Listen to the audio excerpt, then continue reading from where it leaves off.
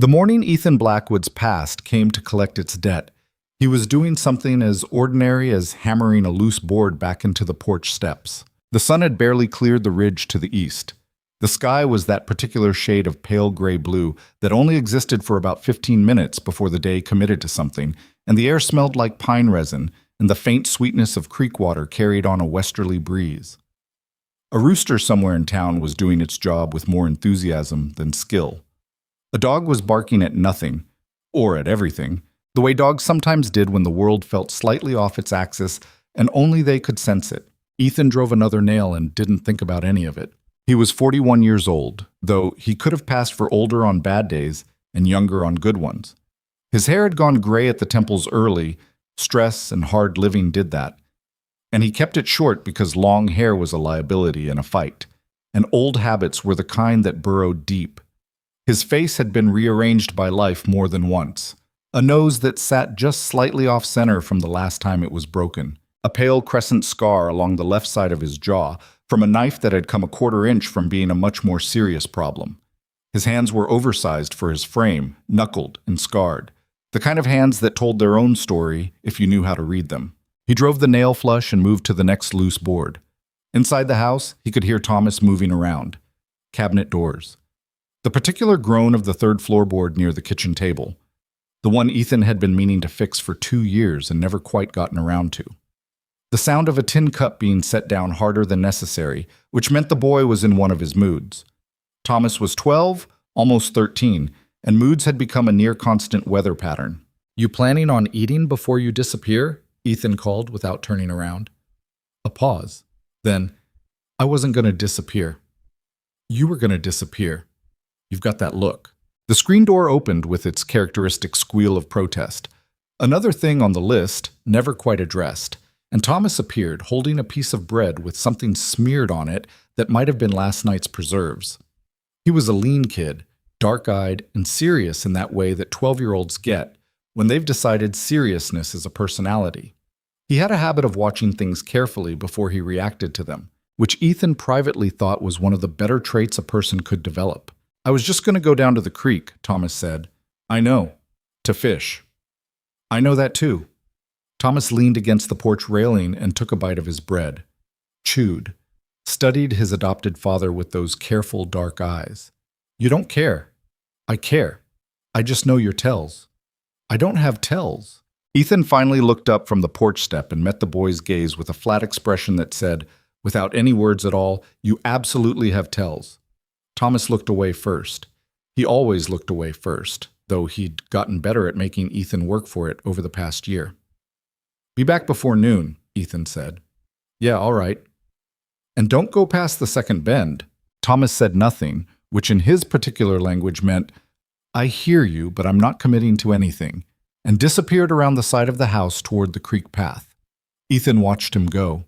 He watched longer than he needed to, which was a habit he'd developed without quite noticing it. This business of watching Thomas walk away, making sure the boy remained in sight until the last reasonable moment. He turned back to his porch and picked up his hammer.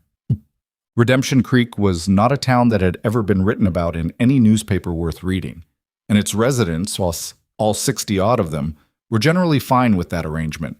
It sat in a shallow valley between two long ridges, the kind of geography that made it easy to miss if you weren't looking for it, which meant the people who found it were usually the kind who'd been looking hard, the sort of people who needed to be somewhere that wasn't anywhere else. The town had a general store run by a man named Hollis Garrett, who was 63, shaped like a barrel, and had opinions about everything.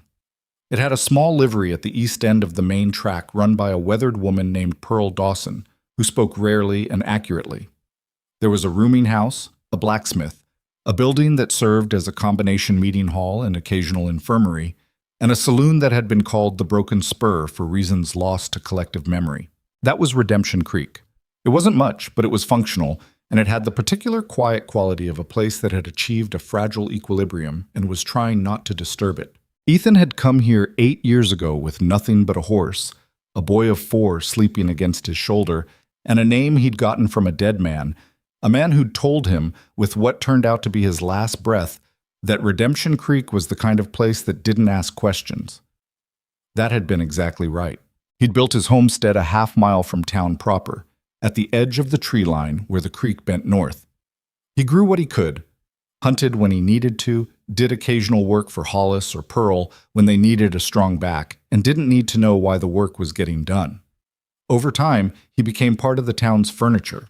Present, dependable, not quite known. People in Redemption Creek understood that there were certain doors you didn't knock on, and they respected that understanding with the seriousness of people who had their own doors. They didn't want knocked on. He'd built a life. That was the only word for it that fit. And he'd built it on top of a crater, on ground that was always unstable, always waiting. He knew that. He just thought, had let himself believe, that the ground might hold. He was 3 boards into the porch when Pearl Dawson's boy, her nephew, actually, 16 and all elbows, came running up the path from town at a speed that suggested either excitement or alarm, and Ethan had lived long enough to know those two things usually wore the same face. "Mr. Blackwood." The boy pulled up short, breathing hard. Name was Cal. He had a way of squinting when he delivered news that made every piece of it seem like it required immediate concern. "Cal, my aunt says there's riders coming in from the South Pass." Ethan set down his hammer. He did this slowly, without any visible change in expression, which was a thing he'd learned. The body had to be trained not to broadcast what the mind was doing. "How many?" She counted 7, maybe 8. Cal paused, caught more breath. "They're not from here. Nobody knows them. One of them, the one in front, he's got a black coat, long one, and he asked for you by name, Mr. Blackwood, your whole name." The thing about having a name you'd built carefully over 8 years was that hearing someone outside that careful construction speak, it felt like hearing a sound that didn't belong, a tone that was just slightly wrong, like a note played on an instrument that was almost but not quite in tune. It was dissonant in a way that Ethan felt in his sternum rather than his ears. He stood up. "Did he say anything else?" Cal squinted harder. "He said to tell you he had a message from someone called Ghostwalker. He said you'd know what that meant." The sound Ethan didn't make was the one that would have betrayed him completely. Instead, he looked at Cal with a calm he'd had to construct from scratch and said, "Go back to your aunt. Tell her to keep people inside if they can manage it without causing a panic. Tell her it's just a precaution." Cal seemed like he wanted to ask something else. He thought better of it, nodded, and ran. Ethan stood alone on his half-repaired porch and let himself feel, for exactly 3 seconds, what he was actually feeling. Then he put it away. He went inside, opened the box under the floorboard in the back bedroom, and started making decisions. Frank Raven rode like a man who'd calculated exactly how much menace he could communicate through posture alone. He was somewhere in his late 30s, not particularly large, but carrying himself with the compressed energy of someone who'd learned to convert economy into threat. His black coat was long and well-maintained in a way that said money. But the dust on his boots said time in the saddle, and the way his eyes moved when he entered a space, cataloging exits, bodies, distances, said something older than money. He had a thin scar that started at his right temple and disappeared into his collar, and his hair was the color of wet iron. He'd stopped at the entrance to Redemption Creek's main track and waited, which was itself a kind of statement. He hadn't ridden in and announced himself. He'd positioned his 7 men in a loose arc behind him, spread just far enough to make any competent observer understand that they could cover multiple vectors simultaneously, and then he'd simply waited. Ethan came to him. He walked down the main track in the mid-morning light with his hands visible and his pace unhurried, because pace communicated as much as posture, and he had no interest in letting Frank Raven read anything useful off him. Behind curtained windows, he could feel the town watching. Hollis had gotten Pearl's message, apparently, because the general store was shut, which had probably never happened on a weekday in recorded history. Raven watched him come. As Ethan closed the distance, the man's expression didn't change much, but something in it adjusted. A slight recalibration, like he'd expected something different and was updating his assessment. "Ethan Blackwood," Raven said. His voice was unhurried, measured. "That's right. You look different than I expected. People usually do." Raven looked at the homestead path, then back to Ethan. 8 years out here, built a whole life, farmer's hands. He said it without mockery, which was almost worse. Ghostwalker always said you were thorough, said if anyone could disappear, it was you. Ghost Walker's been dead a long time, Ethan said. No, Raven said. He hasn't. That landed the way it was meant to, and Ethan made himself absorb it without reaction. He kept his eyes on Raven's face, not on the men behind him, because the men behind him were the detail, and Raven was the sentence. What do you want? Raven reached into his coat, slowly, making the gesture readable, and produced a folded piece of paper. He held it out. Ethan stepped forward and took it. He didn't open it. Not there. Not with 8 men watching. The book, Raven said simply. That's all. You have something that belongs to people who want it back. You give us the book, we ride out. Nobody in this little town has to have a bad day. I don't know what book you're talking about. Raven nodded as if this was the answer he'd expected and found tedious. Mr. Blackwood, Ethan, I'm going to be direct with you because I think you're the kind of man who appreciates directness more than performance. He tilted his head slightly toward the creek path. The boy was going fishing this morning. He's probably at the second bend by now. The world didn't tilt. Ethan didn't let it. But something behind his eyes went very cold and very still, the way things go still when they've stopped being civilian and become something else. You've got until sundown, Raven said. Think about it. He turned his horse and rode back the way he'd come, his men falling in around him in practiced formation. They didn't hurry. They didn't need to. Ethan stood in the middle of the main track and watched them go, the folded paper in his hand, and thought about the second bend in the creek where Thomas was probably sitting with his boots off and a fishing line in the water, not knowing that the ground had just become unstable. He ran. Not visibly. Not at first. Not until he was off the main track and onto the creek path where the tree line swallowed him. But once he was in the trees, he moved at something close to a sprint. The creek path bent north and then curved west, and the second bend was maybe a 10-minute walk at a normal pace, maybe 4 if you knew the path well and were willing to push through the undergrowth where it cut corners. He knew the path very well. He came out at the second bend breathing harder than he wanted to and found Thomas sitting exactly where he'd imagined him, boots off, feet dangling over the bank, a fishing line tied to a stick propped between 2 rocks. The boy looked up at the sound of Ethan's approach with the expression of someone who'd been caught doing something they'd been told not to do, which in this case was nothing worse than being exactly where he'd said he'd be. You're running, Thomas observed. I'm walking fast. That was running. Your face is... Thomas frowned. Whatever he saw there made the mild gotcha expression disappear. He sat up straighter. What happened? Ethan looked at him, really looked, in the way that parents sometimes did when they were taking an inventory they didn't want to need. Thomas was fine. He was here. He was fine. We need to go back to the house, Ethan said. Right now. Ethan, get your boots. Something in his voice closed off the question before it fully formed. Thomas got his boots. He moved faster than a kid who'd been interrupted mid-relaxation usually moved, which meant he'd read something in Ethan's face that had overridden his instinct to push back. He was smart like that. He'd always been smart like that. They moved back through the trees together, and Ethan kept himself between Thomas and the open ground to the south, which the boy probably noticed but didn't comment on. Inside the house, with the shutters drawn on the south-facing windows, Ethan unfolded the paper. It was a single line in handwriting he recognized with a sickness in his gut that had nothing to do with illness. Everything you buried is about to be uncovered. The boy is the reason. You know what to bring. He set it down on the kitchen table. Thomas was standing on the other side of the table, watching him with those careful eyes. 8 years, and the boy had learned to read Ethan's silences almost as well as Ethan could read other people's body language, which was better than most people gave a 12-year-old credit for. Are we in trouble? Thomas asked. We might be. Because of you or because of me? That stopped Ethan for a moment. He looked at Thomas with a slight narrowing of his eyes.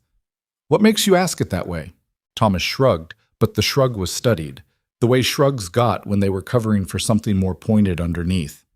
You always say trouble that finds us out here finds us through you, something you did before. That's what you always said. I said that once. You said it 3 times, different ways. Ethan pulled a chair out from the table and sat down in it heavily.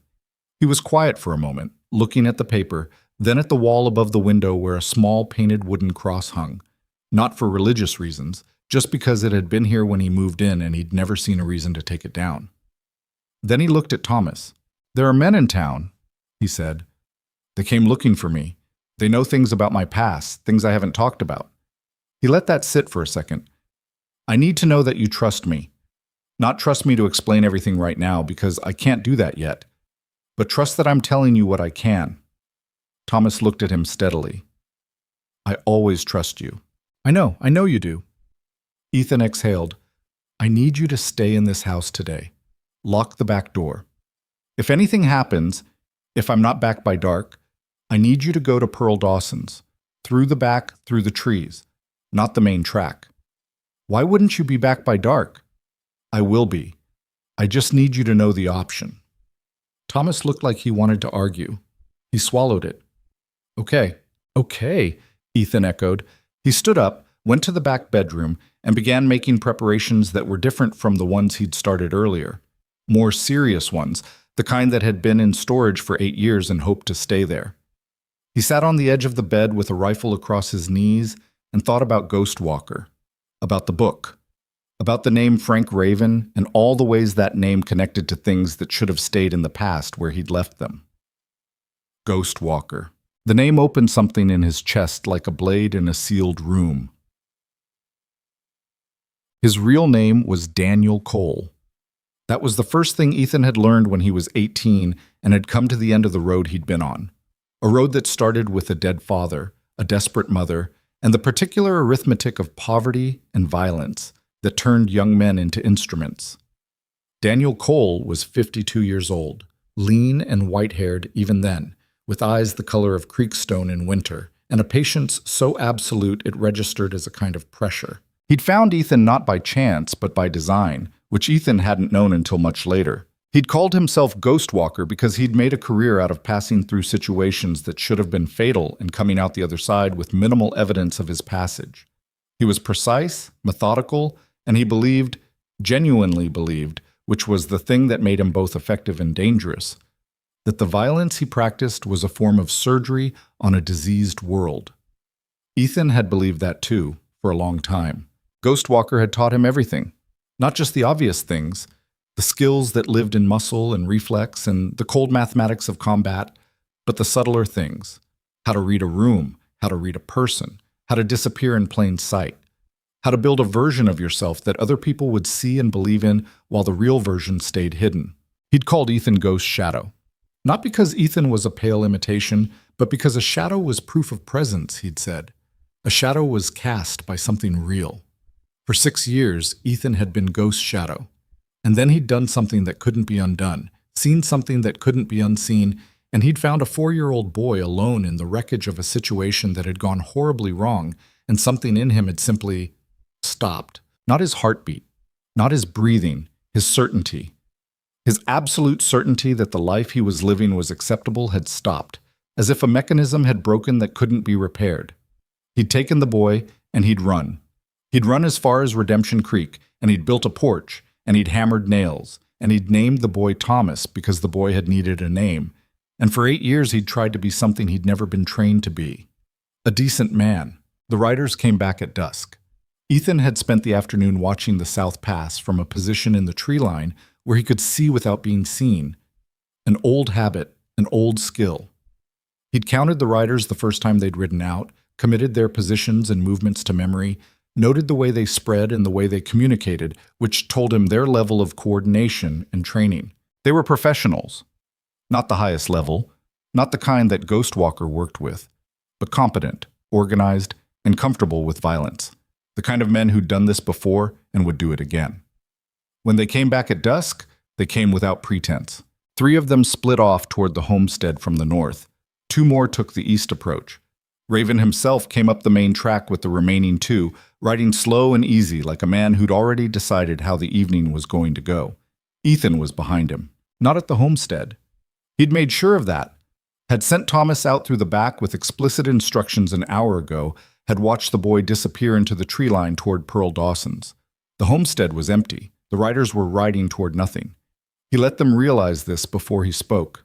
"You move well," Ethan said from behind Raven, from the shadow of the oak at the track's edge. His rifle was not raised. His hands were visible. He'd made this calculation deliberately.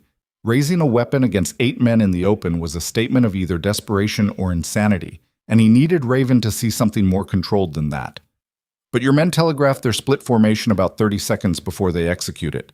The one on the north side favors his left, which tells me about his right. Small things. Raven turned his horse, slowly. He looked at Ethan in the low evening light with an expression that had shifted from calculated to genuinely curious. You were watching. I've been watching since your man told my kid about the second bend in the creek. That was a mistake. Was it? It told me you'd been watching us before you arrived, which means you're not just a messenger. Something moved in Raven's expression. Not quite a smile, not quite respect. Something in the narrow space between them. No, he said, I'm not just a messenger. Then tell me what you actually are. Raven was quiet for a moment, which was interesting. He was recalculating something. Ethan watched him do it. There's a book, Raven finally said. Ghostwalker kept a record. Names, dates, transactions, orders. Everything that happened over 20 years. Every job, every contact, every payment. Every man who stood behind the curtain and let men like Ghostwalker do what they needed done. His voice was measured and precise. Governor Williams is in that book.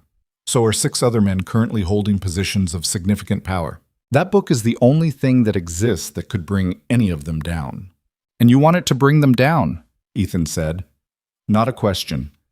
I want it used, Raven said. That's not the same thing as wanting justice. No, it's not. Raven looked at him steadily. I want what they took back, for people who can't take it back themselves. Ethan studied him. This was the part that was complicated. The part that made Raven something other than a simple threat. A man who wanted something righteous through means that weren't was a harder problem than a man who just wanted something. Where's Ghostwalker? Somewhere he can't be found. Not by you, not by Williams' people. He sent me because he knew you were the one who'd taken the book when you left. Raven paused. He also said you'd lie about having it. I'm not lying, I don't have it. Then where is it? Ethan said nothing. Ethan. Raven leaned forward in the saddle slightly. The people who want that book destroyed, Williams's people. They already know you're here. They've known for 2 years. The only reason you've been left alone is that they weren't certain you had it. That uncertainty is gone now. Whether you work with me or not, they're coming. The tree line was dark. Behind Ethan, the creek murmured against its banks, indifferent to all of this. You burned my land, Ethan said. No, Raven said, and something in his voice changed, tightened. I didn't. And that was the thing that stopped Ethan, not the words themselves, but the quality underneath them, a kind of bitterness that didn't read as performance. He looked at Raven carefully. Then who? He heard the sound before he understood it, a distant popping, like wood catching fire. He turned to the north. The sky above the tree line in the direction of his homestead was starting to glow orange. He ran. This time there was no pretense of anything else, no performance for anyone's benefit. He ran through the tree line toward the orange glow with Raven's shout behind him. Something he couldn't fully parse, something that might have been, it's Williams' men, and pushed through the undergrowth toward his home. It was burning. Not the whole structure, not yet, but the eastern wall was fully engaged, and the barn behind it had already collapsed into itself, and the fire was doing what fire did in the presence of dry timber and evening wind. It was committed. 2 men were standing at the tree line on the north side, watching. They hadn't seen Ethan yet. They were facing the fire. He dealt with them quickly and efficiently in the way that old training surfaces when the thinking brain gets out of the way and something else takes over. The first man went down without making much noise. The second turned and was startled enough to slow down just enough. Ethan stood in front of his burning house and breathed through his nose and cataloged his feelings in the only way he knew how to catalog them, rapidly, thoroughly, then set them aside for later. Thomas was safe. Thomas was at Pearl Dawson's. The house was gone. The barn was gone. What was in the house? He moved toward the structure despite the heat, covering his face with his arm. The back room, the floor, the box under the floor. He could maybe reach it if the floor hadn't gone yet. He pushed through the door, which was still intact on the back side, and found himself in a room full of smoke and orange-edged darkness. He found the box. He got out. He stood in the yard behind his burning house with the box under one arm and thought, with a clarity that came from having nothing left to lose in the physical sense, that 8 years of building something had come to a very particular kind of end, and that the person who was going to decide what came next was the same person who'd built it in the first place, which meant the decision had already been made somewhere below the level of conscious thought. He turned back toward the main track. Raven was waiting at the tree line. He'd dismissed his men, or they'd scattered, hard to say which. He was alone, and he was watching Ethan come out of the smoke with an expression that, for the first time, contained something other than calculation. "Your men didn't do this," Ethan said. "No. Williams. His people have been tracking you for weeks. They must have moved tonight." Raven stopped, looked at the box under Ethan's arm. "Is that—" "No," Ethan said, "but I know where it is." He didn't look back at the fire. He had the discipline for that, at least. He looked at Raven and made the calculation. The one he'd been resisting since noon. The one that had always been coming. "The boy," he said, "tell me exactly what you know about Thomas." And the way Raven's expression shifted, a very specific kind of tightening, a reluctance, told Ethan that whatever he knew was not going to be simple and was not going to leave anything intact that had been intact before. "That's the part you're not going to like," Raven said. The fire crackled and popped behind Ethan. Somewhere in town a dog was barking. In the distance, muffled by timber and darkness, he could hear the creek, still moving, indifferent as ever to what happened on its banks. "Tell me anyway," Ethan said, and the night opened up like something that had been waiting to be asked. Pearl Dawson's house smelled like cedar and wood smoke, and the particular mustiness of a building that had stood through several decades of weather and accumulated the memory of all of it. She opened the door at Ethan's knock with a lantern in one hand and the expression of a woman who'd been expecting exactly this kind of knock. "Thomas is in the back room," she said before he could speak. "Is he all right?" "He's fine. He's scared, but he's fine. I told him you'd come." She looked past Ethan to where Raven stood at the edge of the lantern's reach. Her eyes moved over him with the unhurried thoroughness of someone who'd spent years making quick assessments of strangers. "You'll want to talk somewhere private. The kitchen, if that's—" "Kitchen's fine." Thomas appeared in the hallway before Ethan got there. The boy had clearly been trying to listen through whatever wall separated the back room from the front of the house, and he'd clearly heard enough to bring him out. He looked at his adopted father with eyes that were red-rimmed but dry. Thomas cried, but he didn't let people see the aftermath if he could help it, and said, "The house. Yeah. It burned. Yes." Thomas absorbed this with the kind of stillness that was either shock or the early stages of processing something too large for an immediate response. He looked at the box under Ethan's arm. "What's that?" "My things. Things I needed." "From under the floor." Ethan said nothing. "I knew you had something under the floor," Thomas said, and the 12-year-old steadiness in his voice was the kind that came from deciding, somewhere along the way, that a person his age could handle information. "I wasn't going to go through it. I just knew it was there." "I know you knew," Ethan said. They looked at each other for a moment. The particular look of two people who had maintained a mutual fiction for practical reasons and were now acknowledging, without quite saying it, that the fiction had served its purpose and they'd arrived somewhere past it. "Come sit down," Ethan said. "I need to tell you some things." They sat at Pearl's kitchen table, Ethan, Thomas, and Raven, while Pearl put water on and found excuses to be in the room without appearing to intrude. Cal had been sent to the livery, which everyone understood as the appropriate fiction. Ethan told Thomas what he could. He told him that before Redemption Creek, he had been a different kind of man. He told him that he'd worked for someone, a man he didn't name yet, who'd operated in the spaces between law and lawlessness, doing things that couldn't be discussed in polite company. He told him that he'd left that life 8 years ago, that he'd come here, that he'd built what he'd built. He told him that the men who'd burned the homestead wanted something from that old life that Ethan had taken when he left. Thomas listened to all of this with his hands flat on the table and his eyes moving between Ethan's face and the middle distance, the way he did when he was processing rather than reacting. When Ethan stopped, Thomas said, "What about me? What do I have to do with any of it?" Ethan glanced at Raven. Raven looked at Thomas with an expression that was, for the first time, entirely unguarded. Something in the way he looked at the boy. Not quite recognition, not quite grief, but something adjacent to both, made Pearl, who was watching from near the stove, go very still. "Your last name," Raven said. "The real one. Before Blackwood." Thomas frowned. "I don't have one. Ethan gave me his." "I know, but before... Do you know anything about before?" "I was 4, Thomas said. "I don't remember before." "Your name was Thomas Cole," Raven said quietly. The kitchen held that. Ethan had suspected, had half suspected for years, in the way you suspected things you didn't want to be true and therefore didn't examine too closely. The 4-year-old boy he'd found in the wreckage of a night that had gone horribly wrong. The night that had broken his certainty. The night that had ended Ghost's shadow and started whatever Ethan Blackwood was.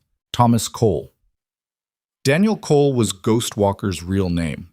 He looked at Thomas and saw, with the rewriting of every image he held in his memory, things he'd chosen not to add up.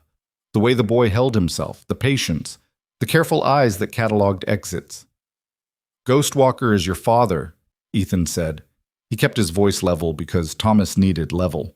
"His real name is Daniel Cole." Thomas said nothing.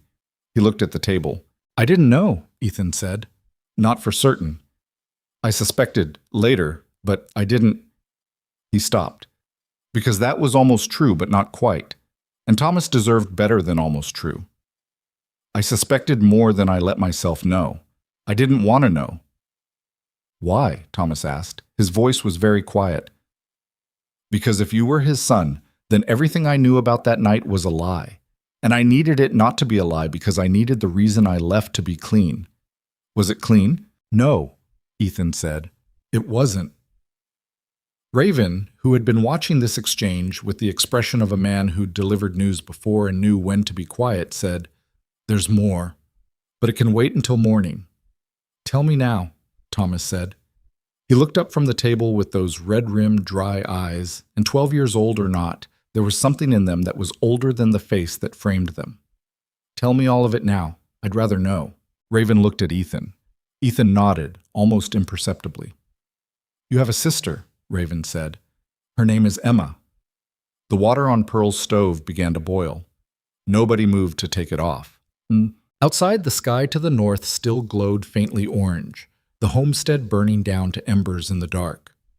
Ethan stood on Pearl's porch for a few minutes after leaving Thomas with Pearl, who had proven, in this as in most things, to be more than equal to whatever was required.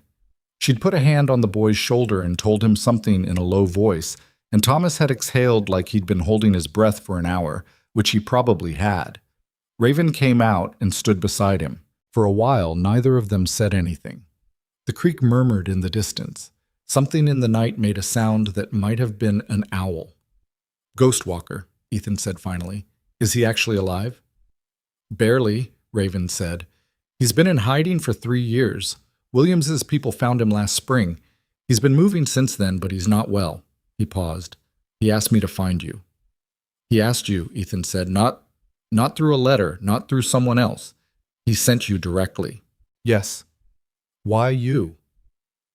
Raven was quiet for a moment. When he spoke, there was something careful in his voice. Not calculated, but careful in the way a person is careful with things that are fragile. "Because I was there. The night you left. I was one of Ghost Walker's men." Ethan turned to look at him. "Not on your side of it," Raven said. "I was young. I was following orders. When I understood what those orders had led to, what had been done, I left too. Just not as fast as you." His jaw tightened slightly. "I've spent the last 8 years trying to find a way to make it mean something other than what it was." "Does that work?" Ethan asked. "Does it ever actually—" "No," Raven said flatly. "It doesn't. But you keep going anyway because the alternative is worse." Ethan looked back at the orange glow on the northern horizon. 8 years of hammered nails and patched roofs, and a boy he'd raised, and a name he'd built, and a porch he'd been repairing this morning, this very morning, in the kind of ordinary peace he'd never quite believed was real, but had let himself live inside anyway. "The book," he said, "where I have it hidden. If Williams's people traced me here, they'll trace where I've been. All my movements." "How long do we have?" "Maybe a day. Maybe less." "Devil's Canyon," Raven said. It wasn't a question. "How do you know about Devil's Canyon?" "Because that's where Frank Williams's men are operating from. It's where they've been since spring. If we're going to them, that's where we go." "We're going to them," Ethan said. It wasn't a question either. "There's no other move." "There's always another move." "There's always another move," Raven agreed. "But you know which one you're going to make." Ethan stood on Pearl Dawson's porch, with the smell of smoke in his clothes, and the sound of his son's voice inside the house behind him. "Tell me all of it now. I'd rather know." And thought about the man he'd spent 8 years trying to become, and the man he'd been before that, and the thing he'd tried to do that apparently couldn't be done, which was to build an uncrossable distance between the two of them. Some distances, it turned out, were only ever temporary. He went back inside to tell Thomas what was going to happen next. Thomas took it the way he took most things, quietly at first, then with questions, then with a stillness that was more acceptance than peace, but was real acceptance nonetheless. He wanted to come. Ethan said no. Thomas argued. Ethan listened to the argument, which was more than he'd have done 8 years ago, and then said no again with different words. "You're not staying behind because I think you're weak," Ethan said. "You're staying behind because if something goes wrong and you're not there, you survive. That's not a small thing." "It feels like a small thing," Thomas said. "I know. I want to do something. I can't just—" Thomas stopped, looked at his hands. "I found out I have a father I've never met and a sister I've never met, and you want me to sit here and wait." "Yes, that's not fair." "No," Ethan said. "It's not." Thomas was quiet then. "Are you going to be okay?" "I'm going to do everything I can." "That's not— I know." Ethan put a hand on the back of the boy's neck, something he didn't do often, something that meant more for its rarity. "It's the best I can give you right now. I know it's not enough." Thomas leaned into it, just slightly, in the way that 12-year-olds who had decided to be tough sometimes let themselves not be when nobody else was watching. "Come back," Thomas said. Not a request exactly, more like something he was putting down, recording, making official. "Yeah," Ethan said. He stood up. He checked the box's contents one more time. He looked at Pearl, who met his eyes and gave a single, compact nod that communicated several things at once, all of them worth relying on. He left through the back. Raven was waiting in the tree line with 2 horses and an expression that said he hadn't slept much in several days and wasn't planning to start anytime soon.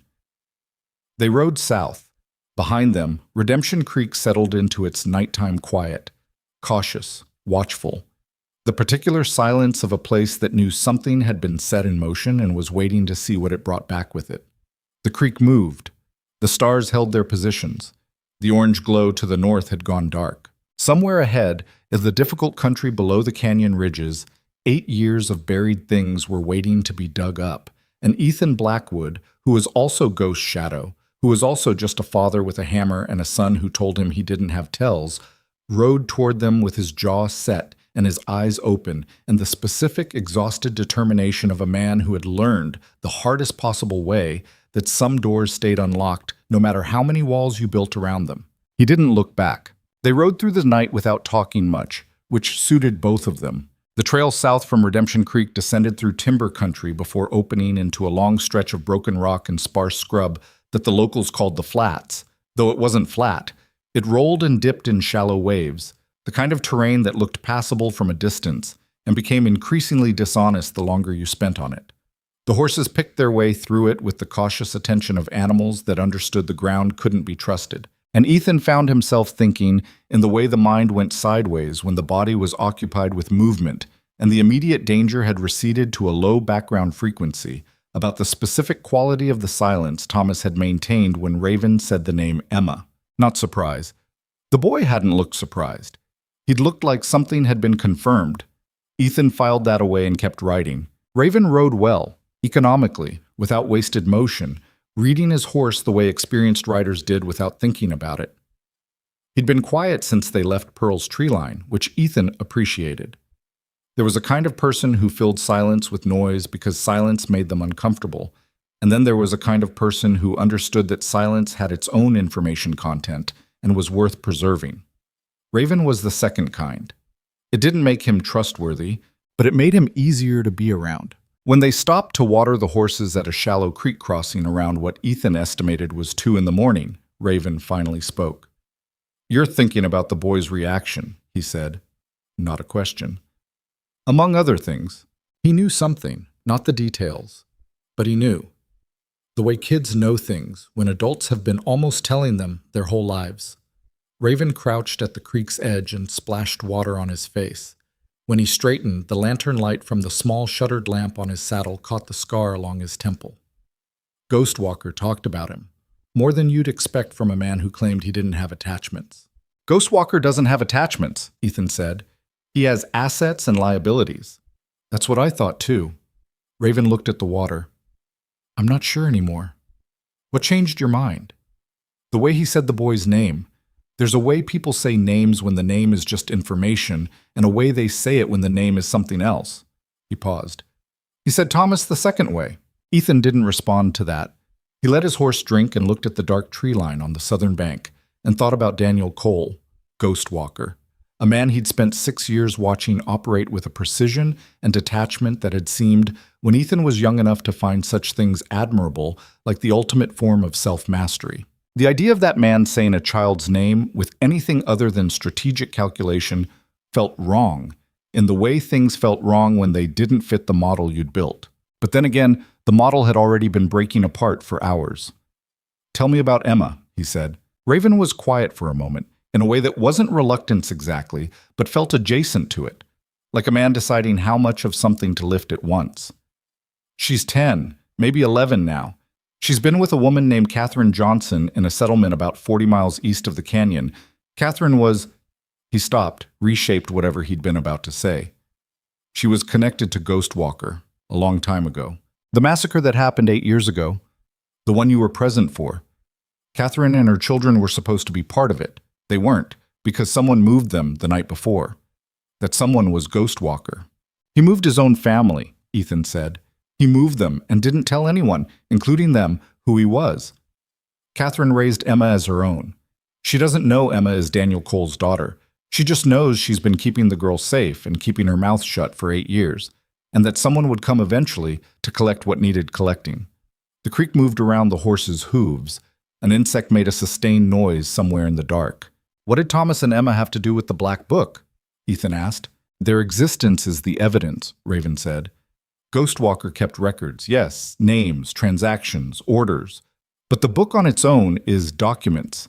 Documents can be challenged, denied, reframed. What can't be reframed is 2 living children who are the direct bloodline of Daniel Cole, born to a woman who was personally ordered killed by Governor Williams. The children aren't just witnesses. They're proof of why Williams wanted Ghostwalker destroyed, because Ghostwalker knew what Williams had done, and Williams knew that Ghostwalker had ensured the knowledge would survive him. Ethan absorbed this. "So Thomas and Emma aren't just hostages to force my hand." "No, they're the entire point, always were." Raven met his eyes. "That's what I couldn't tell you in town, because if I'd told you that in town, with men watching from the tree line, you'd have gone straight to the boy and you'd have been surrounded before you took 10 steps. You held it back to protect Thomas." "I held it back to keep you functional," Raven said, which was honest in a way that Ethan found more trustworthy than if he'd said something more generous. A man who knows his kid is the primary target stops thinking clearly. You needed to be thinking clearly. "I'm thinking clearly now." "I know, that's why I'm telling you." They remounted and crossed the creek, and the dark country opened up before them, wide and indifferent, the stars doing their usual thing of making everything below them look appropriately small. Raven had a camp. Calling it that was generous. It was a fire circle, a lean-to, and a supply cache under a cut bank about 3 miles from the canyon's northern approach, where they stopped as the sky started going gray in the east. A man was there already, sleeping against the cut bank with a rifle across his lap, and the deep, load-bearing sleep of someone who'd been awake too long before that. He woke up when they rode in, The way people who slept in dangerous places woke up, all at once, hand on the rifle, eyes open and locating before the rest of the body had caught up. "Easy," Raven said. The man relaxed by gradations. He was big, not Ethan's kind of big, which was lean and angular but thick, the kind of big that accumulated over decades of hard physical work rather than anything intentional. He had a broad, dark-featured face with deep lines around the eyes and a close-cut beard going silver at the jaw, and he looked at Ethan with an expression that went through several stages in about 3 seconds. Recognition, something more complicated, then a kind of settling that wasn't quite peace but was in the same neighborhood. "Marcus Ford," Ethan said. "Ethan," a pause. "You look older." "So do you." "Yeah, well," Marcus set the rifle down against the cut bank and stood up slowly, in the way of a man whose knees had opinions. "I was wondering if Raven would find you or if you'd kill him before he got the message out." "I thought about it. Figured." Marcus looked at the horses, then back at Ethan, and the thing in his expression that wasn't peace moved around, resettled, became something closer to discomfort. "I heard about the homestead. Word travels fast out here. Raven's got a man watching the northern ridge. He signaled when the fire started." Marcus bent to pick up a coffee pot that had been sitting near the cold fire circle, shook it to check how much was in it, and set about building a fire with the efficiency of someone who'd done it 10,000 times. "The boy's all right?" "He's at Pearl Dawson's." "Pearl Dawson." Marcus said the name with a slight nod of approval. "That's a good place for him." "She doesn't ask questions." "She doesn't need to. She's seen enough to know what kind of questions matter and which ones just make noise." He struck a match. The kindling caught. "You eat anything since this morning?" "No." "Sit down then." They sat. The fire grew. The sky lightened by degrees through the thin tree line above the cut bank, moving from black to the deep gray blue that Ethan had been watching from his porch, what felt like several lifetimes ago rather than 18 hours.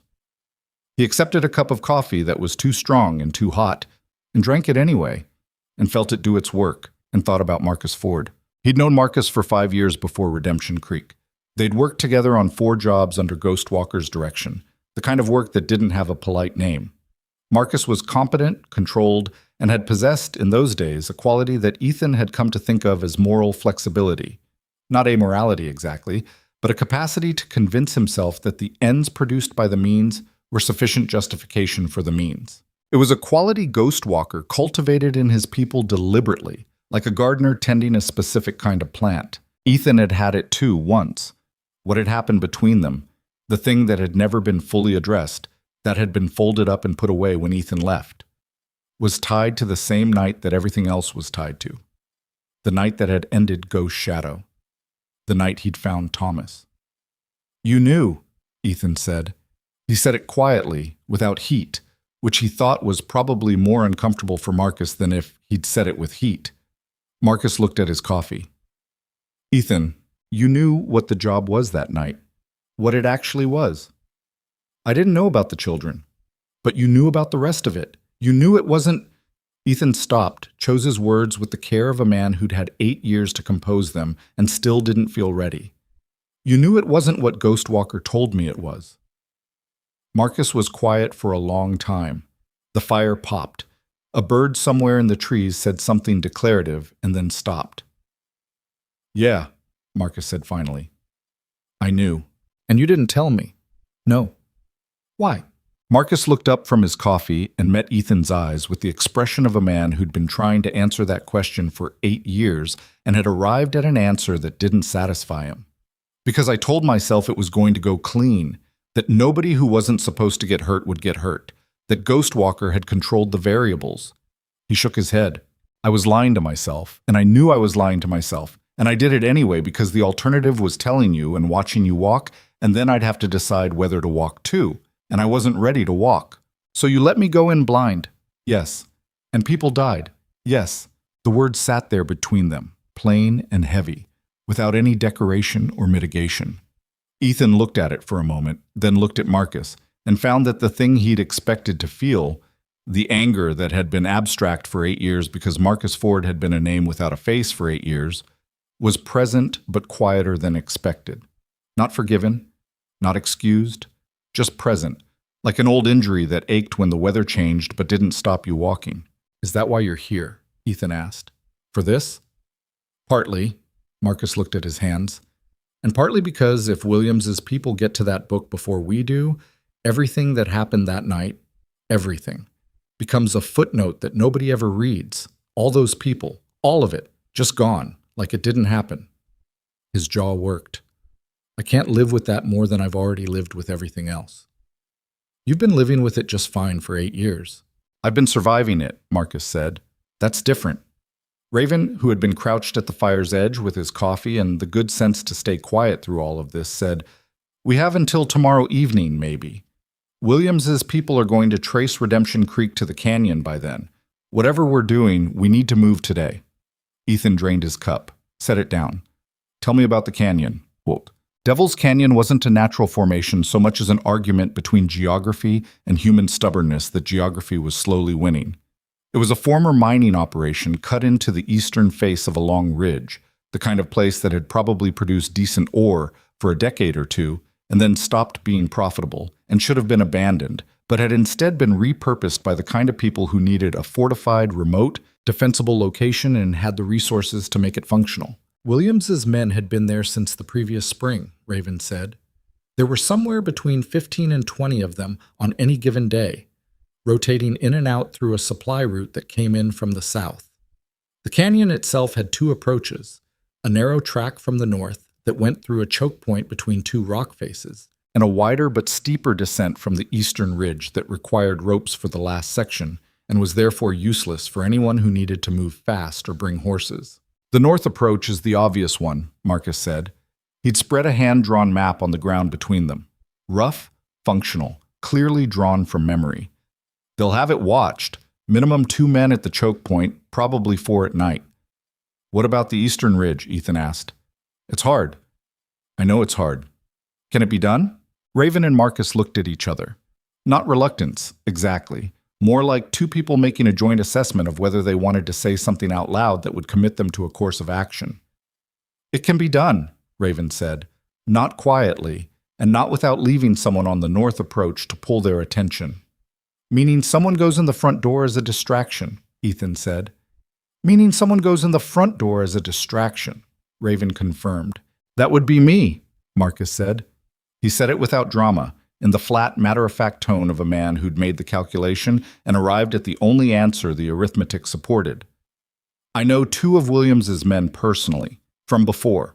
I can get close enough to the choke point to start a conversation before they decide to shoot me. Give you maybe 10 minutes on the ridge. 10 minutes isn't much, Ethan said. It's what there is. Ethan looked at the map, looked at the distance between the ridge descent and what Raven had marked as the main compound area. A collection of repurposed mining structures, a central fire pit, and one larger building that had probably been the foreman's quarters and was now apparently being used for something else. Something that included holding a 10-year-old girl and possibly doing the same to Thomas, if Williams's people had been faster than Ethan had allowed for. That thought sat in his chest like cold metal. Where's Thomas in all this? He said. It came out flatter than he'd intended. Raven hesitated. Raven. When Williams's men hit the homestead, Raven stopped, started again. My man on the northern ridge. He didn't just signal the fire, he signaled 2 things. The fire, and that Williams's men came back through the South Pass. He met Ethan's eyes. They weren't empty-handed. The cold metal in his chest got heavier. They took him from Pearls, Ethan said. My man couldn't get there in time. I'm sorry. The word sorry had limited utility in circumstances like these, and all 3 of them knew it. Ethan sat with what Raven had just said and let it move through him. The surge of it, the specific combination of fear and fury that a parent felt when the worst-case scenario stopped being hypothetical and became actual. And then he did what he'd always done with things that threatened to take over his thinking. He put them somewhere that they couldn't interfere with function, and he let function take over. How long ago? He said. Few hours. Before we arrived. Then he's there now, at the canyon. Almost certainly. Ethan stood up. How long to the eastern ridge from here? On foot, 3 hours, Marcus said. On horse, you can get to the base in 2, but you leave the horses and climb the last section. Then we leave in an hour. Nobody argued. Marcus rolled up the map. Raven began checking his gear with the methodical attention of someone preparing for something they couldn't afford to get wrong. The fire burned down to coals, and the sky continued its slow, indifferent progression toward morning, the light coming in sideways through the tree line and laying long shadows across the rocky ground. Ethan walked away from the camp to the edge of the cut bank and stood there for a few minutes by himself, looking at nothing in particular. His mind went to Thomas in the specific, involuntary way it had been going to Thomas for 12 years. The version of the boy that existed in his memory, overlaid now with the canyon and the cold and the hard-faced men who didn't care about a 12-year-old's careful eyes or the particular way he looked away first when he was losing an argument. He thought about what the boy had said in Pearl's kitchen. "Tell me all of it now. I'd rather know." He'd raised that. Had accidentally raised a kid who walked toward hard information instead of away from it. He wasn't sure whether to be proud or gutted, or whether there was any meaningful difference between the two at the moment. He went back to camp and started checking his own gear. The hour passed like hours passed when you were waiting for something serious, in an uneven, sticky way, some minutes quick and some interminable, the body moving through preparation while the mind kept running calculations that didn't always come up with useful answers. Marcus made more coffee that nobody really needed, but everyone drank. Raven rechecked his map twice, then put it away both times. Ethan cleaned his rifle with the focused, almost meditative attention that cleaning a weapon required, and found the familiar task settling something in him that nothing else had settled since he'd seen the orange glow over the tree line. "One question," Raven said when they were close to ready. Ethan looked up. "The book. You said you know where it is." "I do." "Is it at the canyon?" "No." "Then when do we—" "After," Ethan said. "We get Thomas and Emma first, then the book." Raven accepted this with a nod that was measured but real. The nod of a man who'd wanted a different answer but understood why he wasn't getting one. Marcus looked at Ethan with a complicated expression that was hard to read fully. "You know it's not going to be clean," he said. "Going in there, it's not going to be anything like clean." "It never is," Ethan said. "You've been away from it a long time." "I know." "It comes back, though," Marcus said. And he didn't say it like it was a comfort. He said it like it was a warning and an apology at the same time, which was the most honest thing Ethan had heard in a long time. "I know that too," Ethan said. He stood up and shouldered his pack and looked at the cold fire circle and the cut bank and the thin strip of lightening sky above the tree line, and then he turned south toward the long ridge and the canyon cut into its eastern face, where a boy who told him he didn't have tells was waiting in the dark. He walked. The eastern ridge was exactly as difficult as Marcus had promised, and somewhat worse in practice. The lower section was manageable, loose shale and sparse scrub that required attention but not desperation, the kind of terrain that punished carelessness without being genuinely treacherous. The horses got them to the base in just under 2 hours, which was the optimistic end of Marcus's estimate, and they left them tied to a stunted pine in a hollow where they'd have water from a seep in the rock face, and enough shelter that a casual glance from above wouldn't find them. Then the climbing started. The last 200 feet of the eastern ridge had been carved by some combination of old rockslide and water erosion into a near-vertical face broken by ledges and cracks that were usable as holds if you were willing to commit your weight to them and not think too carefully about what would happen if one of them proved less solid than it looked.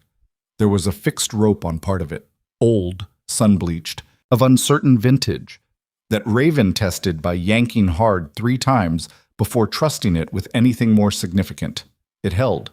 Whether it would keep holding was a separate question that none of them asked out loud. Ethan went first. The rope helped for the middle section and then ran out 20 feet below the top, where the rock face angled slightly back and offered better purchase.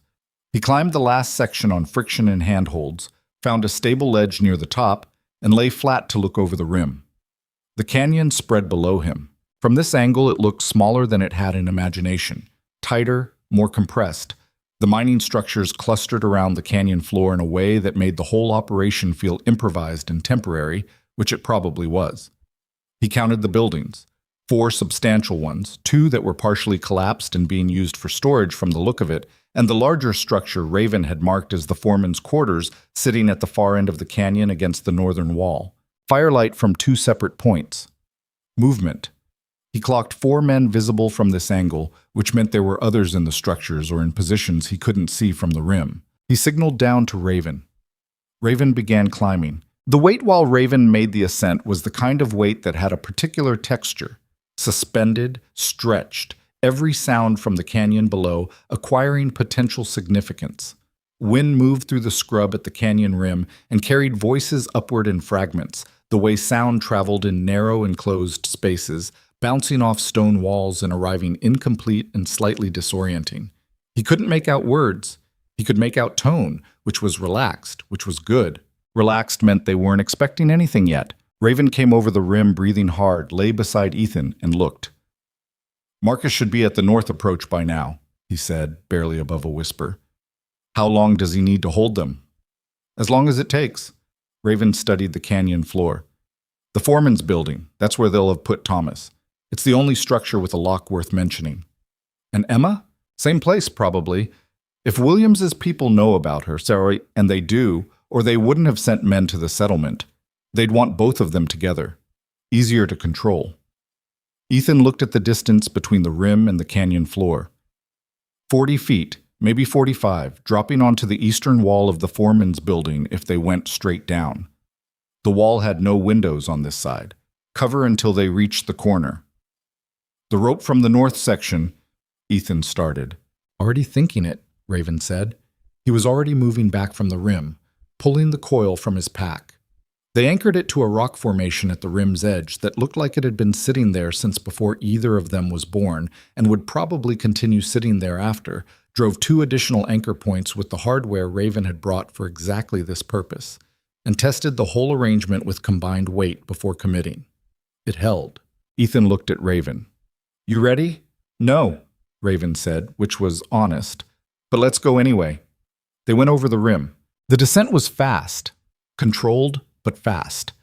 The rope burning through Ethan's gloved hands as he walked down the rock face at something close to a run, the canyon floor approaching in his peripheral vision while he kept his primary attention on the building wall coming up in front of him. He hit the ground in a crouch, moved left to the building's corner, pressed his back to the stone. Raven landed 6 seconds later, less controlled, catching his balance with a hand on the wall and a sharp exhale that he cut off immediately. Silence. Then, from the direction of the north approach, a sound that was distinct from the ambient canyon noise. Voices, elevated, not quite shouting, but heading that direction. Marcus had made contact. "That's our clock," Ethan said. They moved. The canyon floor was packed dirt and loose rock, and the remains of old mining infrastructure. Rusted cable, broken timber, the occasional piece of equipment that had been left where it stopped working and simply weathered in place. There was enough cover to move between if you moved deliberately and used the shadows, which fell long and complex in the late afternoon light that came in at a steep angle from the canyon's open top. Ethan moved the way he'd been trained to move through contested spaces. Low, quiet, using every available piece of concealment, making decisions about the next 3 feet before he committed to the current 3. The first man he encountered came around the corner of the storage building with a rifle slung and his attention directed toward the north, where Marcus's voice had joined others in what sounded from this distance like a heated conversation. He was turned 3/4 away. Ethan dealt with him quickly and lowered him to the ground without noise and kept moving. The second was harder. He was positioned near the central fire pit with a clear sightline to the foreman's building, and he was facing the right direction. Not looking specifically at Ethan, but facing the general area of potential threat in the way that trained men did when they heard their perimeter getting noisy. He had a rifle up and his weight forward on his feet, and the light from the fire was behind him, which made his silhouette clear and his face difficult to read. Ethan went still at the edge of the storage building's shadow and thought through the angles. Raven had split off to come around the north side of the central fire pit, which meant he was somewhere in the darkness to the man's left, and there was a moment. A specific moment of synchronized understanding that happened sometimes between people who'd worked in dangerous situations, where both of them seemed to make the same calculation from different positions at the same time. It wasn't clean. None of it was clean. Marcus had said so, and Marcus had been right. There was a brief struggle near the fire pit that produced noise, and the noise brought another man out of the nearest building at a run, and Raven took a hit that Ethan heard rather than saw. A short, involuntary sound. Impact rather than injury, probably. And then it was over, and the fire pit was theirs, and the canyon was temporarily, precariously quiet, except for the ongoing noise from the north approach. Raven was at his side a moment later, moving slightly differently than before. Left side. Something in his ribs. "How bad?" Ethan said. "I'm moving, aren't I?" Raven said, which answered nothing but was functionally sufficient. The foreman's building was 30 feet away. The lock Raven had mentioned was visible from here, a substantial padlock on an exterior iron hasp, the kind of thing that said "this matters." Keep it secured without any subtlety about it. The key would be on one of the men they'd already left behind, which meant going back, which meant losing time they didn't have. Ethan looked at the hasp, looked at the wall around it. The building was old. The wood was dried out, and the iron fittings were surface-mounted rather than through-bolted, which was the particular shortcut of people who'd repurposed a structure without rebuilding it properly. He found a piece of mining iron near the base of the fire pit, a spike, heavy and about 18 inches long, and used it with 2 solid strikes against the hasp's mounting rather than the lock itself. The second strike pulled the hasp free of the wall entirely. He pushed the door open. The interior was dark after the evening light outside. It smelled like old timber, dust, and the specific quality of air that accumulated in closed spaces. His eyes adjusted in the few seconds it took to cross the threshold, and he found Thomas against the far wall, wrist tied to an iron ring bolted to the stone of the back wall. Mining infrastructure, repurposed, sitting upright with his knees pulled to his chest, and the expression of a boy who'd been deciding for however many hours he'd been here whether to be frightened or furious, and had arrived at something that was genuinely both simultaneously. The expression changed when he saw Ethan. It went through about 4 things in 2 seconds. "You came," Thomas said. His voice was steady, but the steadiness cost him something. "I said I would." Ethan was already at the rope on his wrists, working the knots. They were good knots. Competent, secure, but knots were knots. "Are you hurt?" "No, they didn't," Thomas swallowed. "They pushed me around some, nothing serious." "Okay, I thought..." He stopped, started again. "I knew you'd come. I just didn't know how long." "I know." The last knot gave. Thomas pulled his hands free and immediately looked at them. The instinct to check, to verify that the body was intact. His wrists were marked red from the rope, but not damaged. "Can you stand?" "Yes." Thomas stood, slightly unsteady for a moment, then found his balance. He looked at Ethan with those careful eyes, then past him, at Raven standing in the doorway. "Who else is here?" "Marcus Ford is at the north approach, creating a problem." Thomas absorbed this. Then, "Emma." "I know. Where is she?" "They brought her in after me. Same building, but..." He frowned. "They put her in the back. There's another room. Through the wall to the right, there's a door." Ethan looked. There was a door. He hadn't seen it in the initial scan because it was set into the shadow of the back wall, and the iron hasp on it was smaller, less prominent. He crossed the room and opened it. Emma was smaller than he'd expected, which was irrational. He hadn't known what to expect. And she was sitting on the floor with her back against the wall and her arms wrapped around her knees, not tied, which suggested they judged her less of a flight risk than Thomas. She was dark-eyed and dark-haired, with a face that was still mostly a child's face, but carried in its bone structure a quality that Ethan recognized with a lurch that had nothing to do with strategy or calculation. She looked like Daniel Cole around the eyes. Not dramatically, not in the way that made it immediately obvious, but in the way that only registered once you were looking for it. The particular set of the brow, the depth of the gaze, the quality of watchfulness. She looked at Ethan without speaking. "My name is Ethan Blackwood," he said, keeping his voice quiet and even. "I'm here to get you out." "I know who you are," Emma said. Her voice was steadier than he'd expected from a 10-year-old in a locked room in a canyon full of armed men. "Catherine told me you might come. She said if a man named Ethan Blackwood ever found me, it meant something had gone wrong and also something had gone right." Ethan stared at her for a beat. "Catherine Johnson knew my name. She knew a lot of things she didn't tell me until last year." Emma unfolded herself from the floor and stood up with a self-possessed deliberateness that was either remarkable resilience or the result of being prepared for something like this in a way that most children weren't. "Is Thomas here?" "Yes." "Come with me." He brought her through the door into the main room, and the moment she saw Thomas, who turned at the sound, looked at her, and went absolutely still the way Ethan had gone still when he'd heard Ghostwalker's name for the first time. Something happened in the room that had nothing to do with the immediate tactical situation and everything to do with the 8 years of separation that stood between two people who shared blood they'd never known about until tonight. Thomas looked at Emma. Emma looked at Thomas. Neither of them said anything for a moment that lasted longer than any moment had a right to last given the circumstances. "Hi," Thomas said finally. Inadequate, obviously, the only possible word. "Hi," Emma said back.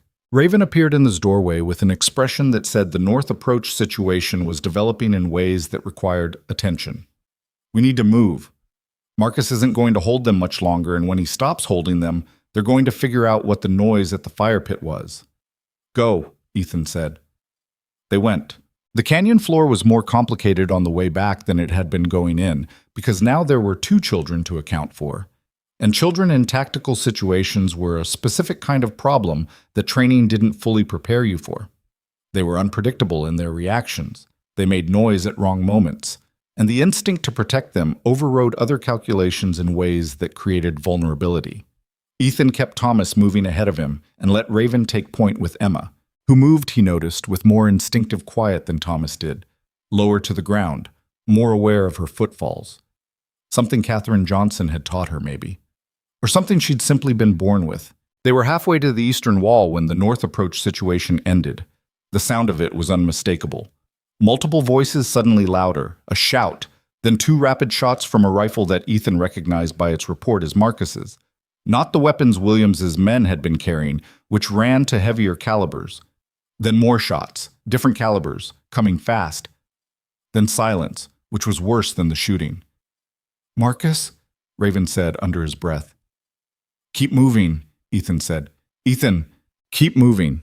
He kept his voice flat and even because there were 2 children behind him listening to every tone he produced, and he could not afford to let fear become audible. "We can't help him from here. We move." Raven moved.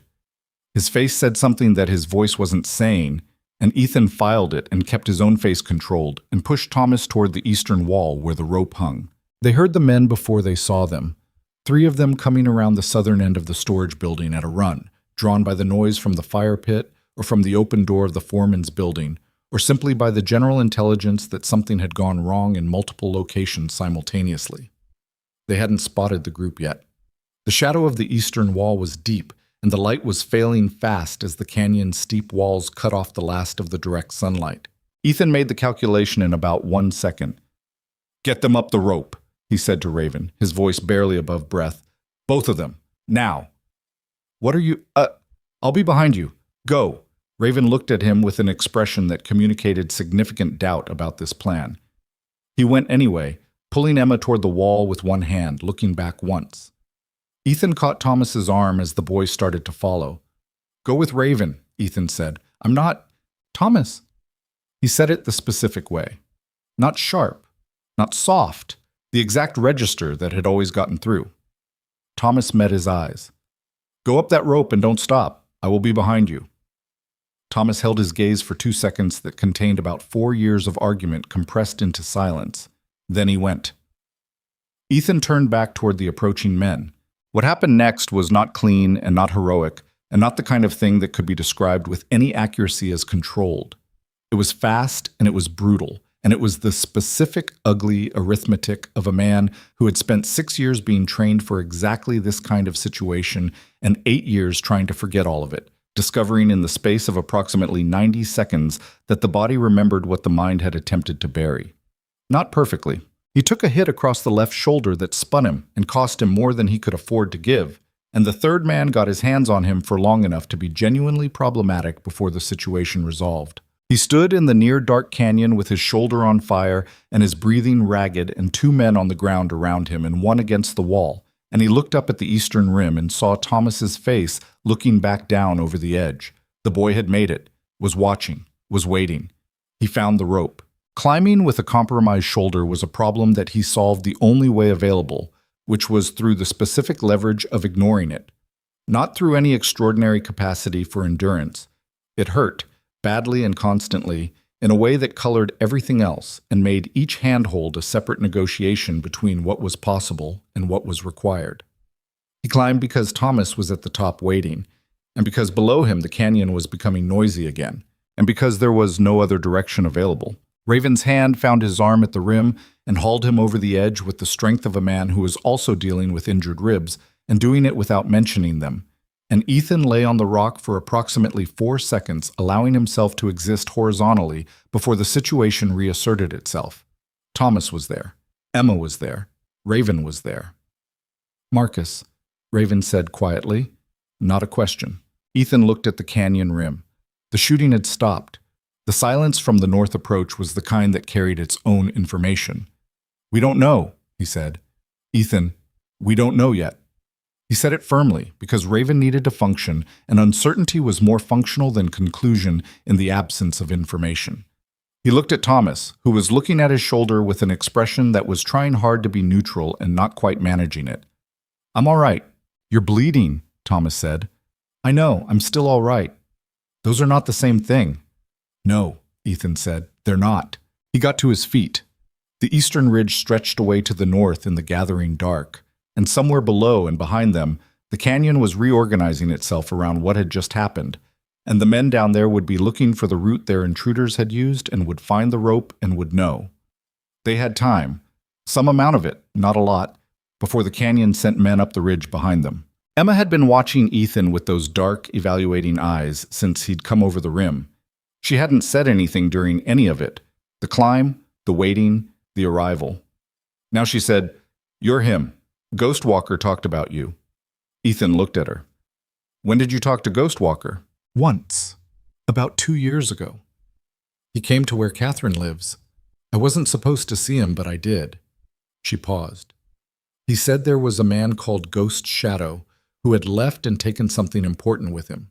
He said the man was either the greatest mistake he'd ever made or the best thing he'd ever done, and he hadn't decided which." The ridge was quiet around them. Wind moved through the scrub. Somewhere in the distance, something made a sound. Ethan looked at this 10-year-old girl who had been kept safe in a settlement 40 miles from here while the world arranged itself around her without her knowledge. And he thought about Daniel Cole saying those words, with whatever version of feeling Daniel Cole was capable of. And he thought about Thomas at 12 in Pearl Dawson's kitchen saying, "Tell me all of it. I'd rather know." And he thought about the particular weight of the box he'd pulled from under his burning floor, and what was in it, and what it meant, and what was still going to have to happen before any of this was finished. "We need to move," Raven said. "Yes," Ethan said. He looked once more at the canyon rim and thought about Marcus Ford, who'd said it comes back but meant it as a warning rather than a comfort, and who had done the only thing the arithmetic supported and walked into the north approach as a distraction for men who didn't owe him any courtesy. Then he turned north, toward the tree line and the horses and the long road back toward whatever came next, and he walked with his shoulder bleeding and his 2 charges moving beside him, Thomas close, Emma slightly apart in the way of someone still learning whether closeness was safe, and Raven behind them all with his damaged ribs and his careful eyes watching the ridgeline. The canyon dropped away behind them into the dark. Whatever it held now, whoever it held, would have to wait for what came next, because what came next was already moving, already inevitable, already aimed at a destination that Ethan had been trying to avoid for 8 years and had run out of road to run from. The waterfall, the cave, Ghostwalker's confession. He kept walking. They found Marcus 2 miles north of the canyon, moving slowly along the base of the ridge with one hand pressed to his side, and the particular careful gait of a man who'd been shot and was managing the fact of it through sheer refusal to stop. Raven saw him first and said nothing, just changed direction without explanation, and when Ethan followed the line of his movement and understood what he was looking at, something loosened in his chest that he hadn't realized had been pulled tight. Marcus was alive. That was the first thing. The second thing, visible as they closed the distance, was that alive and uninjured were not the same condition, and Marcus was demonstrating this distinction with considerable commitment. "You're shot," Raven said when they reached him. "Grazed," Marcus said. He didn't look up from the ground he was navigating. "That's more than grazed. It's less than shot through. There's a difference." He stopped walking and looked at the group, at Ethan, at Raven, at Thomas, and then at Emma, whom he hadn't seen before, and something in his expression shifted in the way that expression shifted when a person encountered evidence of consequences they'd been abstract about for a long time. The girl looked back at him with those dark, measuring eyes, and Marcus looked away first. "You got them both out." "We got them both out," Ethan said. "Can you ride?" "I can ride. I can't climb, and I can't do anything requiring the left side of my body for a few days, but I can sit a horse. That's all we need right now." They got back to the horses. Marcus mounted with an effort that he kept his face carefully blank through, and Raven helped Emma up behind Ethan's saddle without being asked, and Thomas mounted behind Raven, and they moved north through the dark at the kind of pace that was faster than comfort, but slower than emergency. Measured, deliberate, covering ground. Ethan rode with Emma's arms around his waist and thought about what came next. The book. He told Raven after we get the children, then the book. That calculation had been correct at the time and remained correct now, but after had arrived, which meant the thing he'd been postponing had to be faced. He'd hidden it 8 years ago. Not at the homestead. He'd never been foolish enough to keep something like that at the place where he lived, where anyone who found him could find it. He'd hidden it in the only place he'd been certain nobody would look, which was also the place he'd been most certain he'd never have reason to return to. The waterfall at the north end of Redemption Creek's valley, where the creek came down off the ridge through a narrow defile and dropped 30 feet into a pool before leveling out and becoming the gentle thing that ran past his homestead. Behind the fall, cut into the rock face by water and time, was a shallow cave, not deep enough to be a room, deep enough to be a hiding place if you knew it was there. He'd wrapped the book in oilcloth and wedged it into a crack in the back wall and walked away from it and spent 8 years not thinking about it. He was thinking about it now. Thomas spoke from behind Raven, cutting through his thoughts. "Where are we going?" "North," Ethan said, "back toward the valley." "The waterfall?" Ethan turned slightly in the saddle. Thomas was watching him with that expression, the one that meant he'd already worked something out and was waiting for confirmation rather than information. "You knew about the waterfall cave." "I found it when I was 9, Thomas said, without particular apology. "I didn't go all the way back in. I could see there was something wrapped up in the crack, but I left it alone." Ethan faced forward again. "Why didn't you say anything? You hadn't told me about it. I figured you'd tell me when you wanted me to know." The night moved around them. Emma, who had been quiet since the ridge, said from behind Ethan's shoulder, "Thomas always does that. Waits for people to tell him things on their own time." A pause. "Catherine says I do the opposite." "You do," Thomas said, with the particular certainty of someone who'd known a person for approximately 4 hours and was already accurate. Emma made a sound that wasn't quite agreement, but wasn't disagreement either. A complicated sound for a 10-year-old. Then she said, "Who's going to tell me about my father?" The question landed in the middle of the group like a stone dropped in still water, and the ripples moved outward and touched everyone differently. Raven's shoulders did something subtle. Marcus, riding slightly behind and to the right, exhaled through his nose. Ethan felt Emma's arms tighten slightly around his waist. Not from fear, he thought, but from the physical tension that came with asking something you'd been holding for a long time. "I will," Ethan said. "When we stop." "When we stop?" Emma repeated, accepting the terms. Waiting. They rode. The waterfall announced itself before it was visible, a low sustained sound that distinguished itself from the general background of wind and creek by its constancy, its particular white noise quality that seemed to come from everywhere and nowhere at once.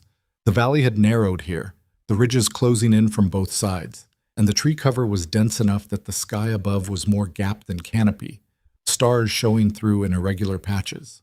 They stopped at the base of the fall's pool. The horses drank. Marcus dismounted with controlled difficulty and sat on a flat rock near the water's edge, and Raven tended to his side with the practiced, impersonal efficiency of someone who'd done battlefield first aid enough times that the squeamishness had been entirely wrung out of it. It was worse than a graze and better than it could have been. A bullet channel through the meat of his left side, below the ribs, that had bled significantly and would be genuinely miserable for several weeks, but had not hit anything that would kill him on a reasonable timeline. "Lucky," Raven said. "Tell that to my side," Marcus said. Thomas and Emma sat together near the water. Close, but not quite touching, still in the early tentative stage of two people who were connected by something enormous and were figuring out what that connection felt like in practice. Ethan watched them for a moment from across the pool.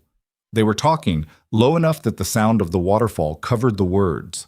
Thomas was doing the thing he did where he looked at the middle distance while listening, which he'd developed somewhere around age 8, and which meant he was taking something seriously. Emma was watching Thomas's face while she talked, which was how she seemed to process things, by reading the listener. Ethan turned to the waterfall. The route behind it was wet and cold and required picking across a series of stepping stones that were slippery with moss and spray, and he crossed them without incident, which was the kind of thing that happened when you moved slowly and paid attention and didn't ask more of the moment than it could give. Behind the fall, the air was cool and loud. The water made a wall of sound that muffled everything on the other side into something distant and theoretical. The cave was shallow and dark, the floor wet at the edges and dry further back, the ceiling low enough that he had to duck. The crack in the back wall was where he remembered it. The oilcloth package was where he'd put it. He stood there for a moment with it in his hands before he unwrapped it. 8 years. 8 years of this sitting here while he built a porch and raised a boy and tried to be something the object in his hands was proof he'd never fully been. He peeled the oilcloth back and looked at the book. Black leather, water-stained at the corners despite the wrapping, smaller than it seemed like it should be for something that had driven this much violence, about the size of a large man's palm, densely filled pages when he opened it, in Ghostwalker's precise, compressed handwriting. He stood in the cave behind the waterfall and opened it to the first page. What he read there, in the first 3 pages, which he read standing with the waterfall noise filling everything around him, was enough. Not the names, not the dates. The opening entry, which was dated 8 years ago to within a week of the night he'd left, and which was written in a voice he'd never heard Ghostwalker use out loud. Personal.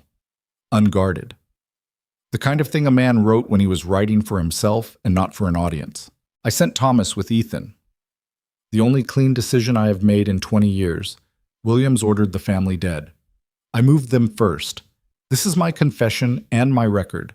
Not for my sake, but because 2 children deserve to know why the world arranged itself the way it did around them, and because the men who arranged it should not be allowed to arrange anything else. Ethan read it twice. Then he wrapped the book back in its oilcloth and carried it out through the waterfall and back across the stepping stones and stood dripping at the pool's edge. Everyone was looking at him. He sat down on a rock near Marcus and set the book on the flat stone between them and looked at Thomas and Emma. "I'm going to tell you what I know," he said. "Not everything, because some of it's in here and needs to be read properly, not rushed through in the dark next to a waterfall. But the main shape of it." He paused. "Emma, you asked who your father is. His name is Daniel Cole. People who worked with him called him Ghostwalker.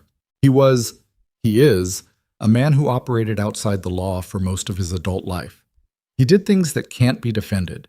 He also, at least once, did something that can't be explained by the version of him that did everything else." Emma was very still. "He hit us," she said. "He moved you and Thomas the night before Governor Williams's men came to do what Williams had ordered. He arranged for Thomas to be with me, though I didn't know that at the time. He arranged for you to be with Katherine Johnson." Ethan looked at her steadily. "He didn't tell you. He didn't come for you. He disappeared and left you with people who would keep you safe and didn't explain why. That's the truth. I'm not going to dress it up."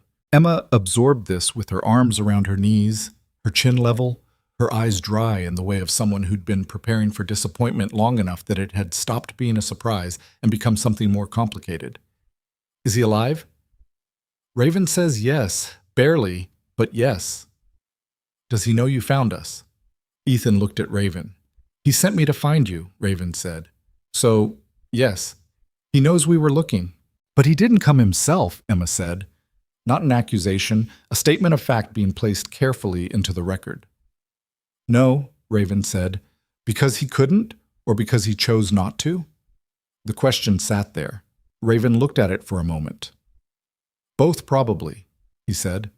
"I'm not going to lie to you about him. He's not a man who does things simply."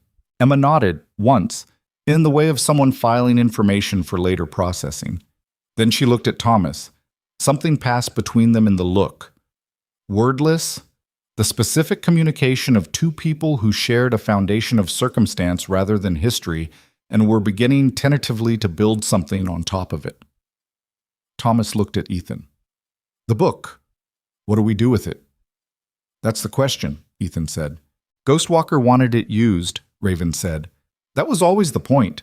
Names, dates, orders, everything Williams and the others did, documented in Ghostwalker's own hand. It could bring all of them down. Used how? Thomas said. Distributed. To the right people. Newspaper men, federal men, people who have the reach and the interest to do something with it. Or, Marcus said from his flat rock, in the voice of a man who'd been quiet for a while and had been spending that quiet on something specific.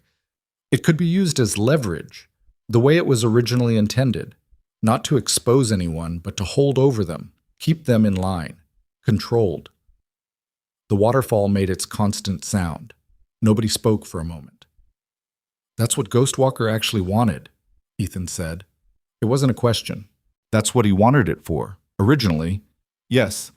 Marcus met his eyes. The plan was never to hand it to the law.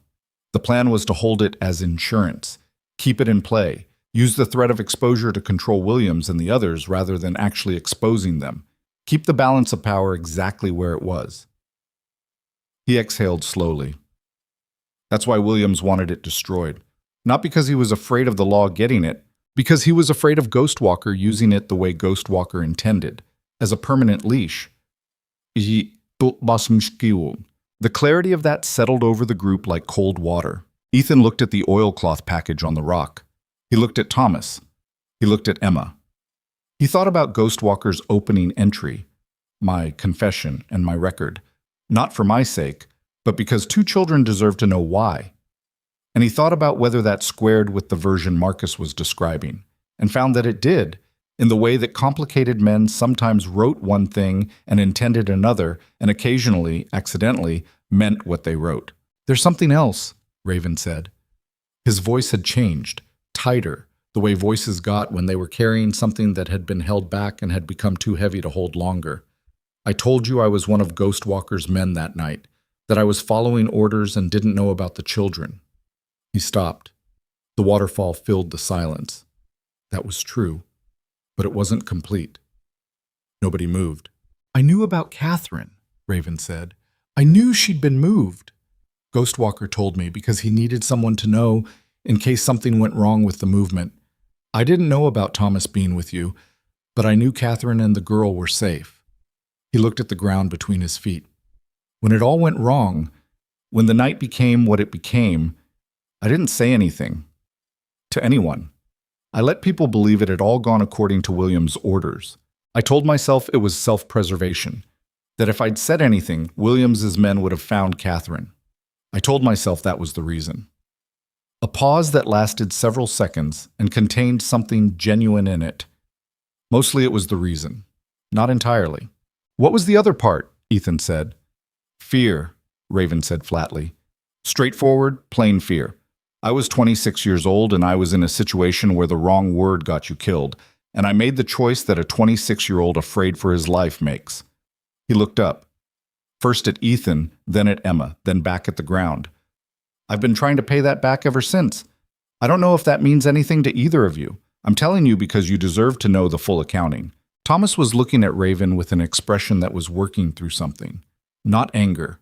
Not the hot, immediate kind. Something more deliberate. Did you know who Emma was when you came to find Ethan? Yes. And you still came? Yes. Why?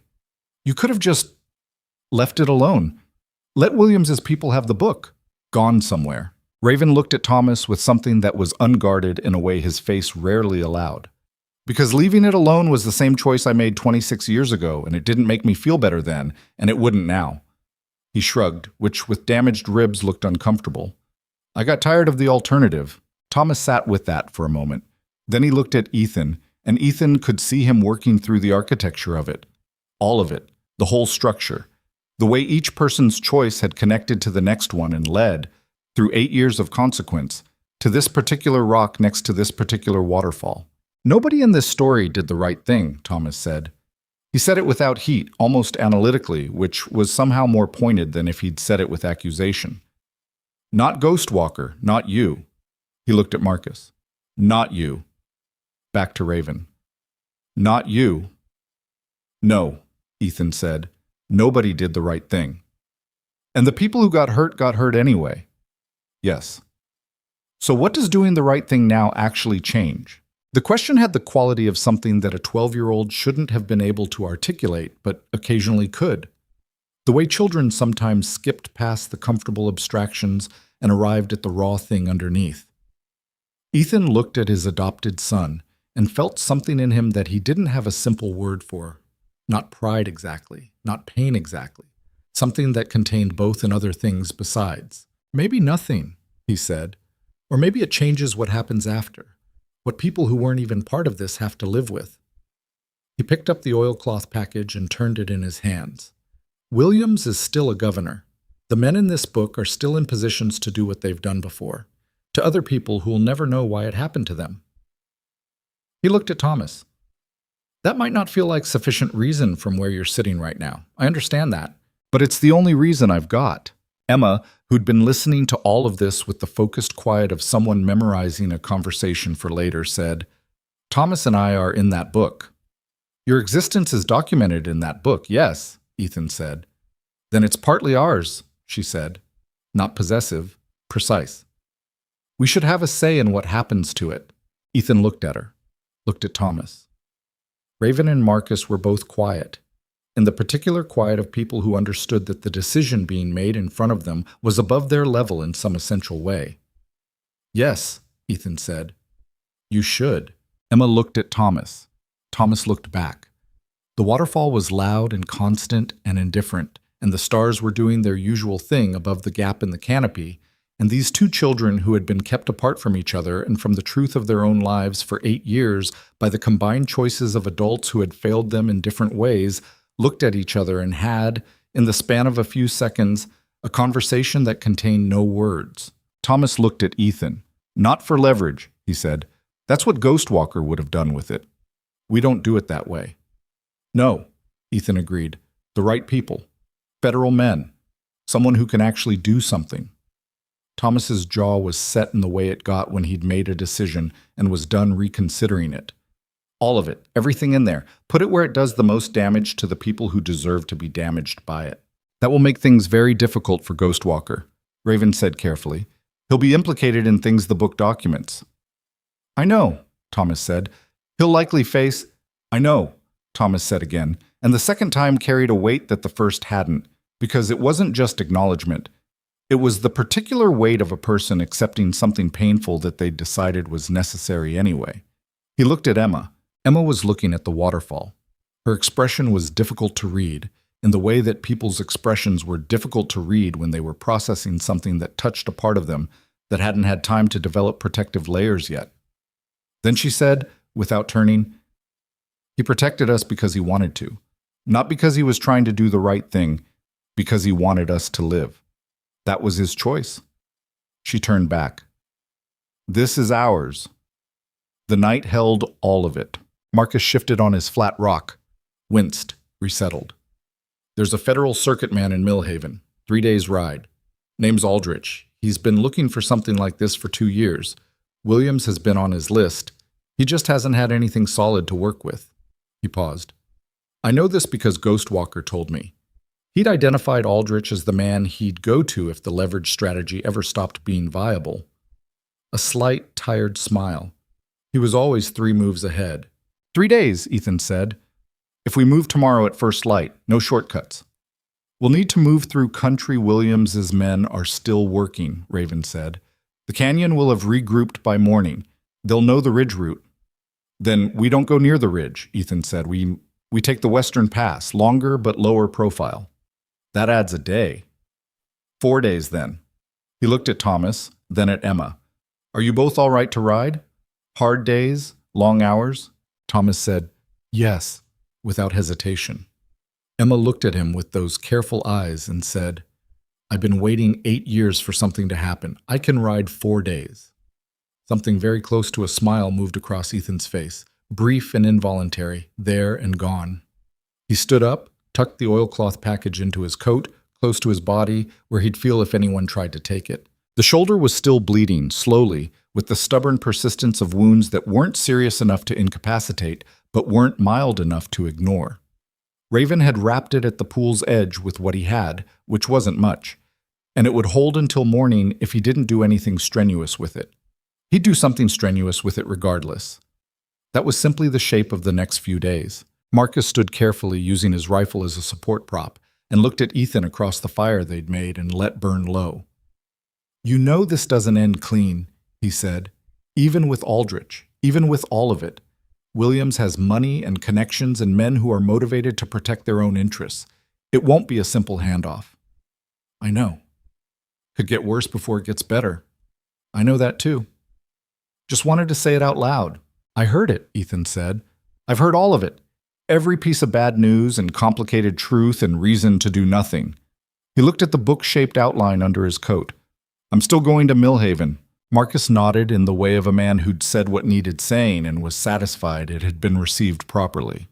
Then he looked at the two children, at Thomas, who'd been a 4-year-old in a burning building the last time Marcus had been adjacent to a choice that mattered, and at Emma, who was the evidence of all the consequences that choice had set in motion.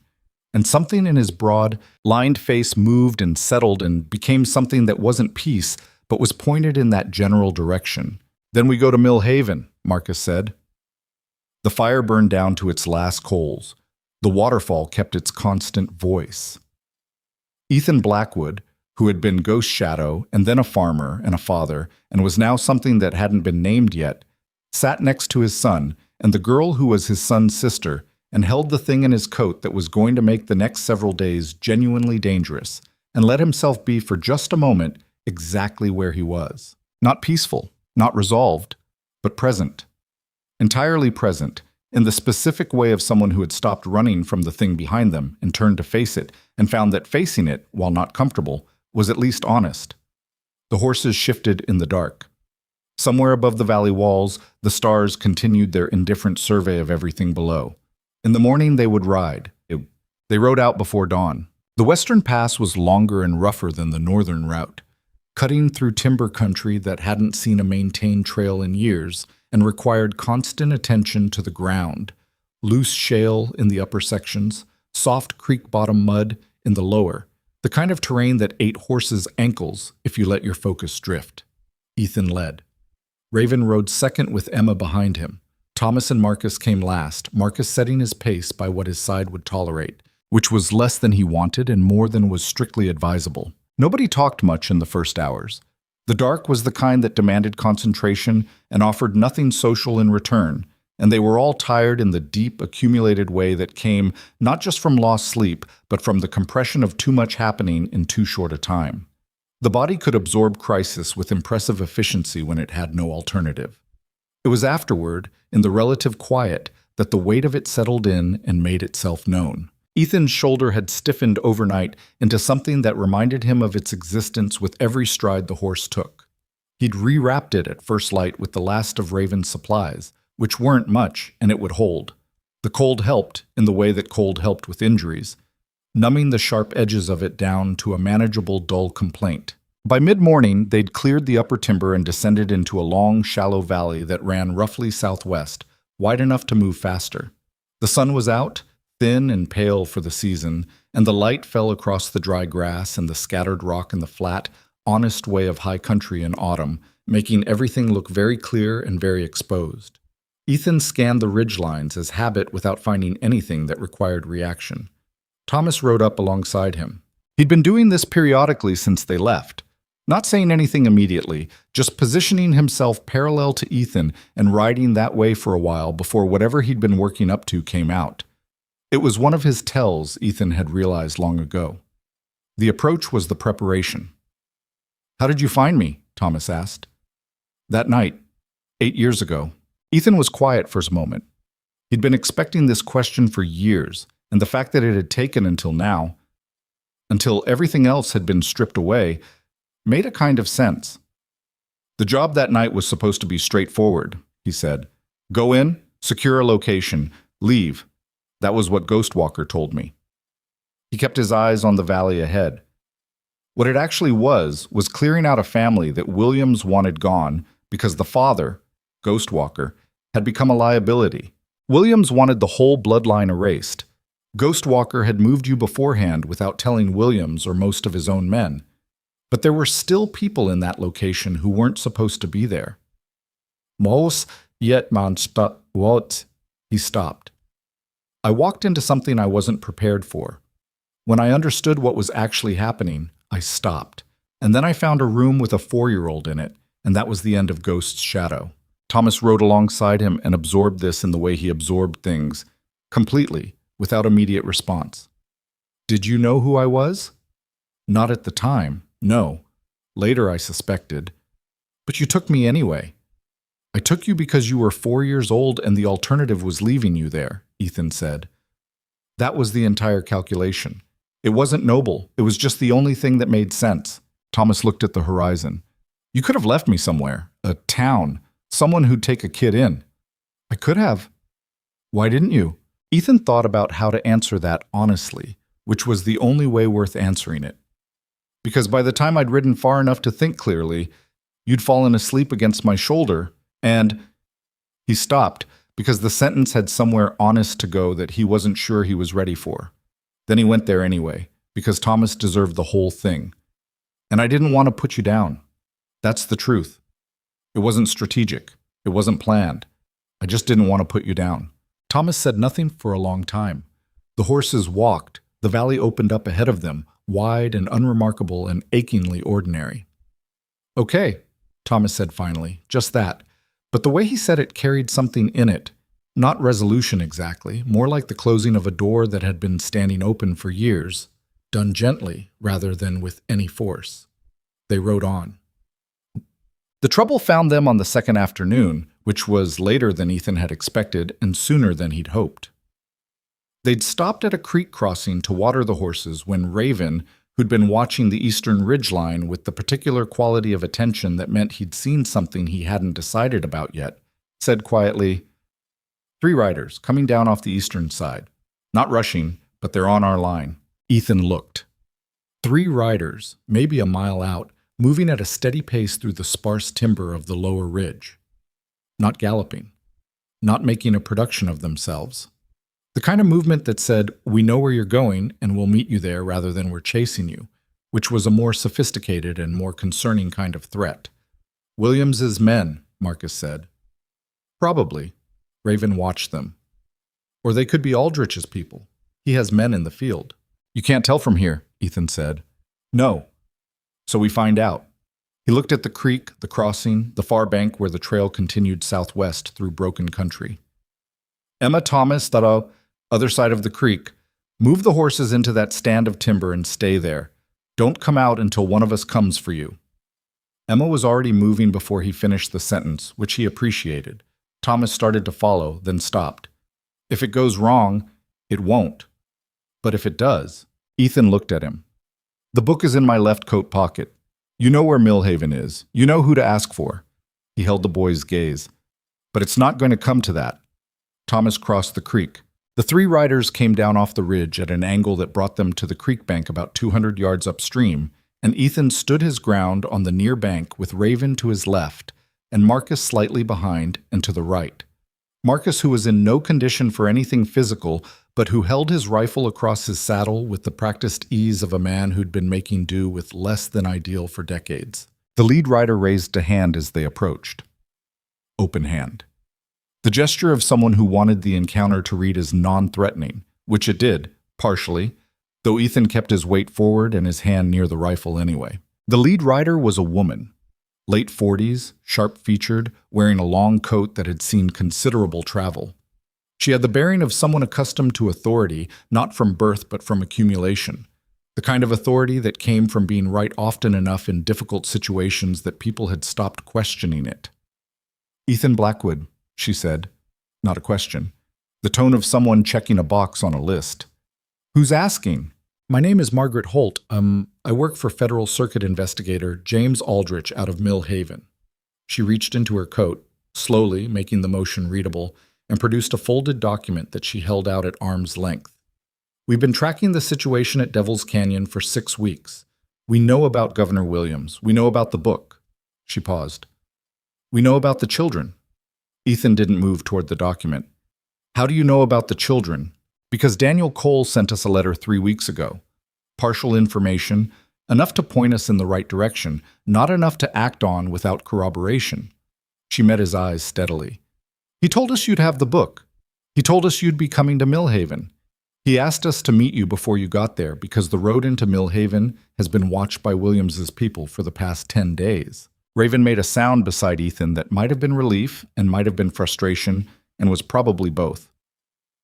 He contacted Aldrich directly, Raven said under his breath. He went around all of it. 3 moves ahead, Ethan said. He told us one more thing, Holt said.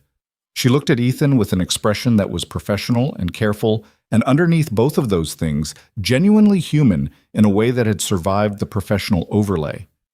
He said to tell Ethan Blackwood that the answer to his question is, it was the best thing, not the mistake. The creek moved around the horse's hooves. Somewhere downstream, in the stand of timber on the far bank, 2 children were waiting. Ethan looked at the folded document in Holt's extended hand. He reached out and took it. The handoff happened there at the creek, in the unglamorous way that consequential things often happened. Standing in shallow water, with tired horses and a man with a damaged side, and the sound of wind through dry grass making the only ambient noise.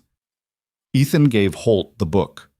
She unwrapped the oilcloth with careful, efficient hands and examined the first several pages with the focused attention of someone who'd been waiting for exactly this for long enough that the actual arrival of it required a moment of verification before it became real. This is sufficient, she said.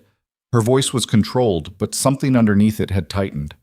This is more than sufficient. It implicates everyone in there, Ethan said.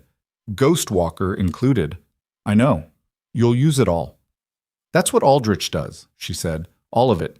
Everyone who's in there. She looked up from the pages. Including Daniel Cole, yes. He knew that when he sent the letter. He sent it anyway. Ethan thought about Ghostwalker's opening entry. This is my confession, and found that it landed differently now than it had in the cave behind the waterfall. A man who'd spent 20 years operating without accountability had, at the end of whatever road he was on, decided that accountability was the correct destination. Not because he'd become a different person. Maybe because he'd finally understood that the 2 children he'd protected were going to have to live in the world that his choices had helped build, and the least he could do was stop protecting himself from the consequences of building it. It wasn't redemption, it wasn't close to redemption, but it was something. There's one more thing, Raven said. He'd been quiet through the exchange, watching Holt with the careful eyes of a man assessing whether to trust something. Now he reached into his own coat and produced a second document, smaller, folded tighter, sealed with plain wax. From me, my own accounting. What I saw that night 8 years ago. What I knew and when I knew it. He held it out to Holt. I'm in there too. I want that understood. Holt took it, looked at him. You understand what this means for you? Yes. There'll be a process. I know. He met her eyes without flinching from whatever he found in them. I've been carrying it long enough. I'd rather put it down in the right place than keep carrying it. Holt tucked both documents into her coat with the careful, practiced motion of someone transporting something irreplaceable. She looked at Ethan. The children. We can arrange protection. Escort them somewhere safe while the proceedings... They stay with me, Ethan said. Holt assessed this for a moment, then nodded once. Aldrich will need statements. From you, from them, in time. When they're ready. When they're ready, Ethan said. Not before. She accepted this and turned her horse. Her 2 riders fell in beside her, and the 3 of them moved back up the eastern ridge at the same measured, unhurried pace they'd arrived at, and within a few minutes the timber had swallowed them and the valley was empty again. Marcus let out a long, slow breath. That's either the best thing that's happened in 4 days, or we just made a catastrophic mistake. It's the best thing, Raven said, though he sounded like a man trying to convince himself through the act of saying it. Ethan turned his horse toward the timber stand on the far bank. Come on. Thomas came out of the trees before Ethan reached the bank, which meant he'd been watching the whole exchange from somewhere with a clear sight line. Emma was behind him, slightly more cautious in her emergence, scanning the now empty valley before committing to the open. "Who were they?" Thomas asked. "Federal people. From Aldrich." Ethan dismounted. "The book is with them now." Thomas processed this. His expression went through something, not disappointment exactly, more like the particular adjustment of someone who'd prepared themselves for a longer fight and was recalibrating to the absence of it. "That's it?" "That's the beginning of it," Ethan said. "The proceedings will take time. Williams won't go quietly. There'll be complications." He looked at Thomas steadily. "But it's out of our hands now," which is where it needed to be. Emma had come to stand beside Thomas. She was looking at Ethan with those evaluating eyes that had lost none of their sharpness over 4 days of hard riding. "What about Ghostwalker?" "He'll face what he faces," Ethan said. "He knew that. He chose it." "Is that enough? For what he did?" She asked it without accusation, genuinely, as someone working through a moral question that didn't have a clean answer. "No," Ethan said. "It's not enough. Nothing is really enough for what happened. But it's what there is, and it's real, and sometimes real is the only currency that's actually in circulation." He paused. "Your father is a man who did terrible things, and one thing that wasn't terrible. Those are both true. You don't have to resolve them into one clean story. Life doesn't usually offer that." Emma looked at the ground, then at Thomas, then back at Ethan. Catherine used to say that the problem with people wasn't that they were bad. It was that they were complicated and pretended they weren't. Catherine sounds like a smart woman. She is. A pause. "I'd like to go back to her, eventually." "We'll get you back to her," Ethan said. "And Thomas comes with us?" The question was directed at Ethan, but aimed at Thomas, in the sideways way of someone who wanted an answer from a specific person, but wasn't quite ready to ask them directly. Thomas looked at his sister. And the word had settled in over 4 days without ceremony, without announcement, simply through repeated contact with the reality of her, and said, "Yeah, I come with you. I come poem." Emma nodded. Brief, matter of fact, covering something warmer underneath with the particular protective practicality of a child who'd learned not to display attachment until it had been verified as safe to display. It was a thing Ethan recognized, because Thomas had done it for years. They reached a small settlement called Harrow's Ford on the 3rd evening, not Millhaven, which was still a day out, but a stopping point with a roof and a woman named Mrs. Okafor, who ran the only establishment worth calling an inn, and who asked no questions about the composition of the group or the condition of its members beyond what she needed to know to assign them rooms and feed them. She was approximately 60, broad-shouldered, and operated her establishment with a quiet authority that reminded Ethan, with a pang that surprised him, of Pearl Dawson. Marcus's side had been looked at by a man in Harrow's Ford who described himself as a former army surgeon and currently a horse doctor, which he said was largely the same work. The assessment was that Marcus would recover fully if he stopped aggravating it, which Marcus was unlikely to do, but which was good news regardless. At dinner, around a table in Mrs. Okafor's back room, Raven said, "After Millhaven, what do you do?" The question was directed at the table generally, but it was mostly aimed at Ethan. Ethan looked at his plate. He'd been thinking about this in the background of everything else for the past 2 days, in the way you thought about things that mattered but couldn't be addressed until the immediate crisis resolved enough to allow for it. "I don't know yet," he said. "Not Redemption Creek, not a homestead in the same place." "The town's still there," Thomas said. "The town didn't burn." "I know. Pearl would let us stay until we figured something out. Probably." "So, I don't know yet, Thomas," Ethan said. Not impatiently, just honestly. "I know what I'm not going back to. I don't know what I'm going toward. That's where I am." Thomas absorbed this. Emma, who had been eating with the focused attention of someone making up for several days of insufficient meals, looked up. "Catherine's settlement has space. She's been saying for 2 years that it's too small a group to be sustainable, and she needs more people who aren't idiots." She looked at Ethan. "You're not an idiot." "That's a relatively low bar," Ethan said. "You'd be surprised how few people clear it."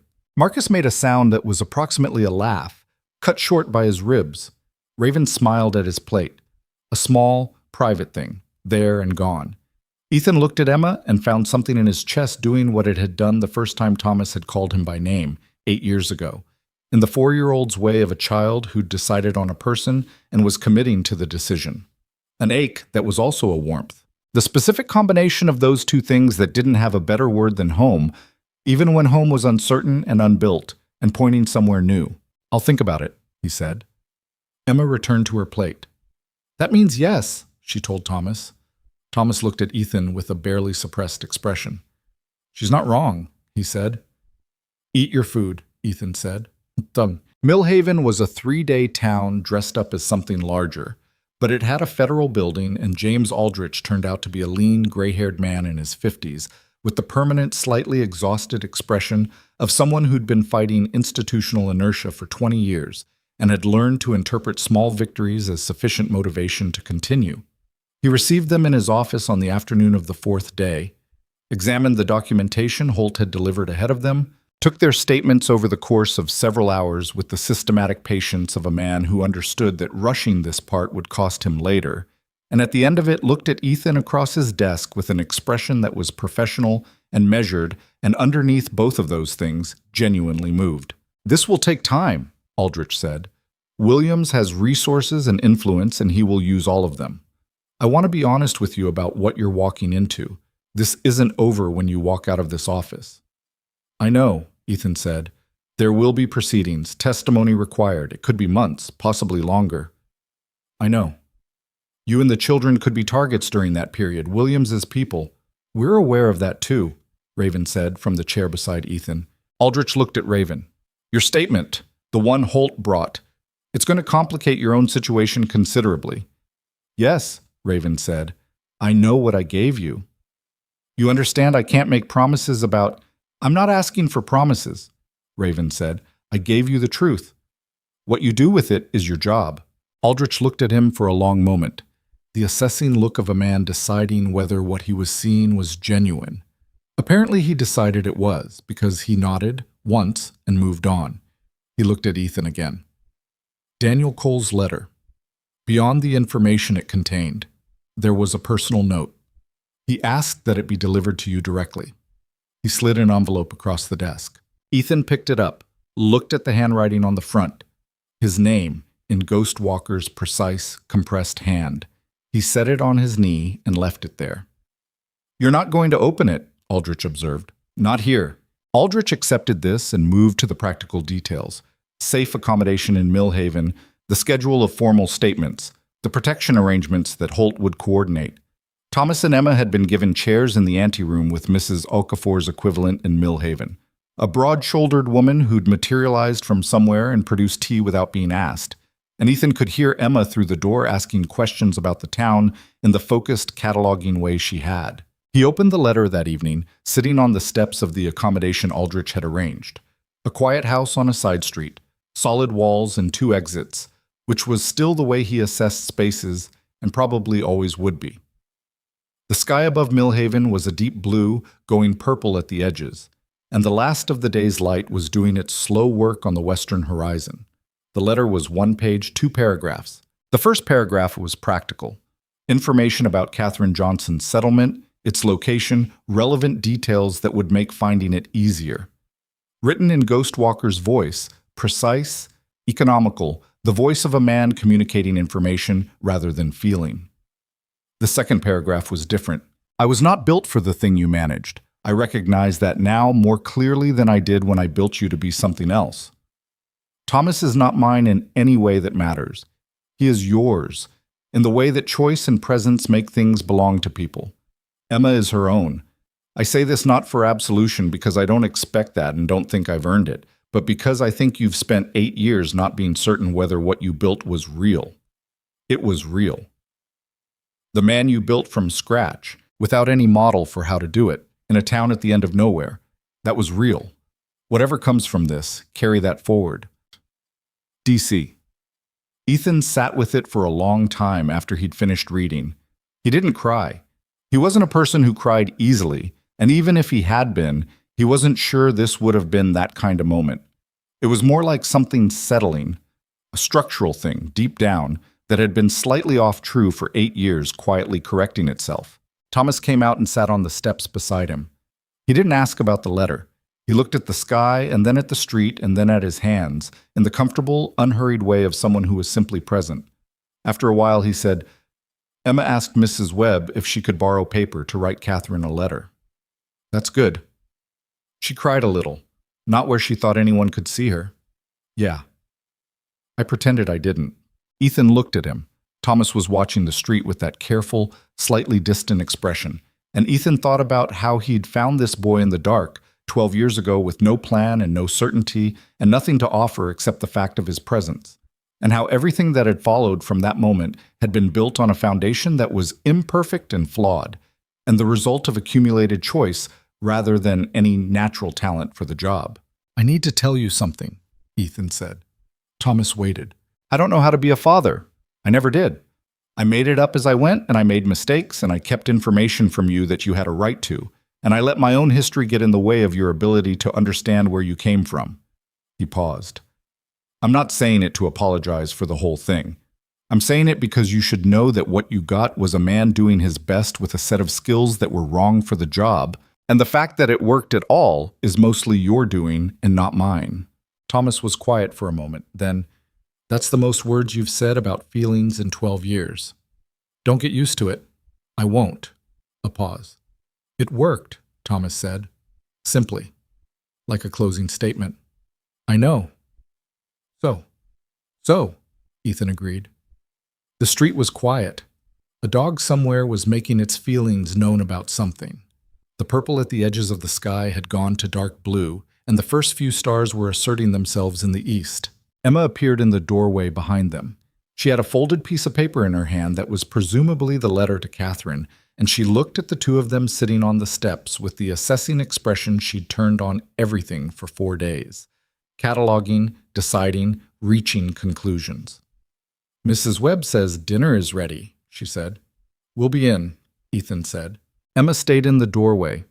She looked at the street, then at the sky, then at Ethan with those eyes that held more than a 10-year-old's eyes were supposed to hold. "Are we going to be all right?" she asked, direct, no cushioning around it. Ethan thought about what an honest answer to that looked like. Not the reassuring version, the actual version. "Some things are going to be hard," he said. "The proceedings will be hard. Going to Catherine's will be good, but it'll have its complications. You two are going to fight sometimes because that's what people who live together do. I'm going to get things wrong. Marcus is going to be insufferable about his ribs for at least 2 months." He paused. "But the things that needed to be true are true now. The book is where it belongs. The people who needed to be found are found." He looked at Emma and then at Thomas.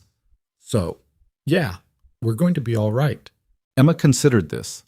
Then she nodded, her particular compact nod, the one that meant she'd taken something in and filed it where it needed to go. She went back inside. Thomas stood up. He looked down at Ethan with the expression that had replaced the careful-eyed distance of the past 4 days. Something more open, less defended, still recognizably his, but showing more of what was underneath it. "She's going to ask you questions every day," he said. "She asks questions constantly." "I know. It's a lot. I can handle a lot." Thomas almost smiled. "Yeah," he said. "You can." And he went inside. Ethan sat on the steps alone for another minute. He looked at the sky, where the stars were doing what they'd been doing since before any of this, before any of them, in the ancient, indifferent, somehow still comforting way of things that predated human complicatedness by a significant margin. The street of Millhaven was ordinary around him. Sounds of a town doing its evening things, smoke from chimneys, distant voices, a horse somewhere being put up for the night. He thought about Redemption Creek, about a porch with a loose board, about the particular quality of early morning light and a rooster doing its job with more enthusiasm than skill, about 8 years of a life built carefully on uncertain ground, and the fact that the ground had given way, and the fact that he was still standing, not because he was extraordinary, not because he'd done everything right, because he'd kept making the next decision, however imperfect, and the next one after that, and because somewhere in that long series of imperfect decisions, 2 children had grown up knowing they were cared for, and that was not nothing. That was, in fact, the thing that mattered most when everything else was stripped away and examined. The rest, Ghostwalker's confession, Williams's coming reckoning, the long machinery of consequence grinding through its process. All of it was real, and all of it mattered. But none of it was the center of the thing. The center of the thing was inside, eating dinner, writing a letter, arguing about something that would be resolved before morning. Ethan Blackwood stood up from the steps of a house in Millhaven and went inside to his family. He left the door open behind him. Not from carelessness, from the specific, deliberate choice of a man who had spent 8 years watching exits and had decided on this particular evening that leaving a door open was exactly the right thing to do. Outside, the stars continued. The street went about its business. The ordinary world held everything it always held: difficulty and possibility, and the long, patient fact of time moving forward whether or not the people inside it were ready. It moved forward anyway. It always did.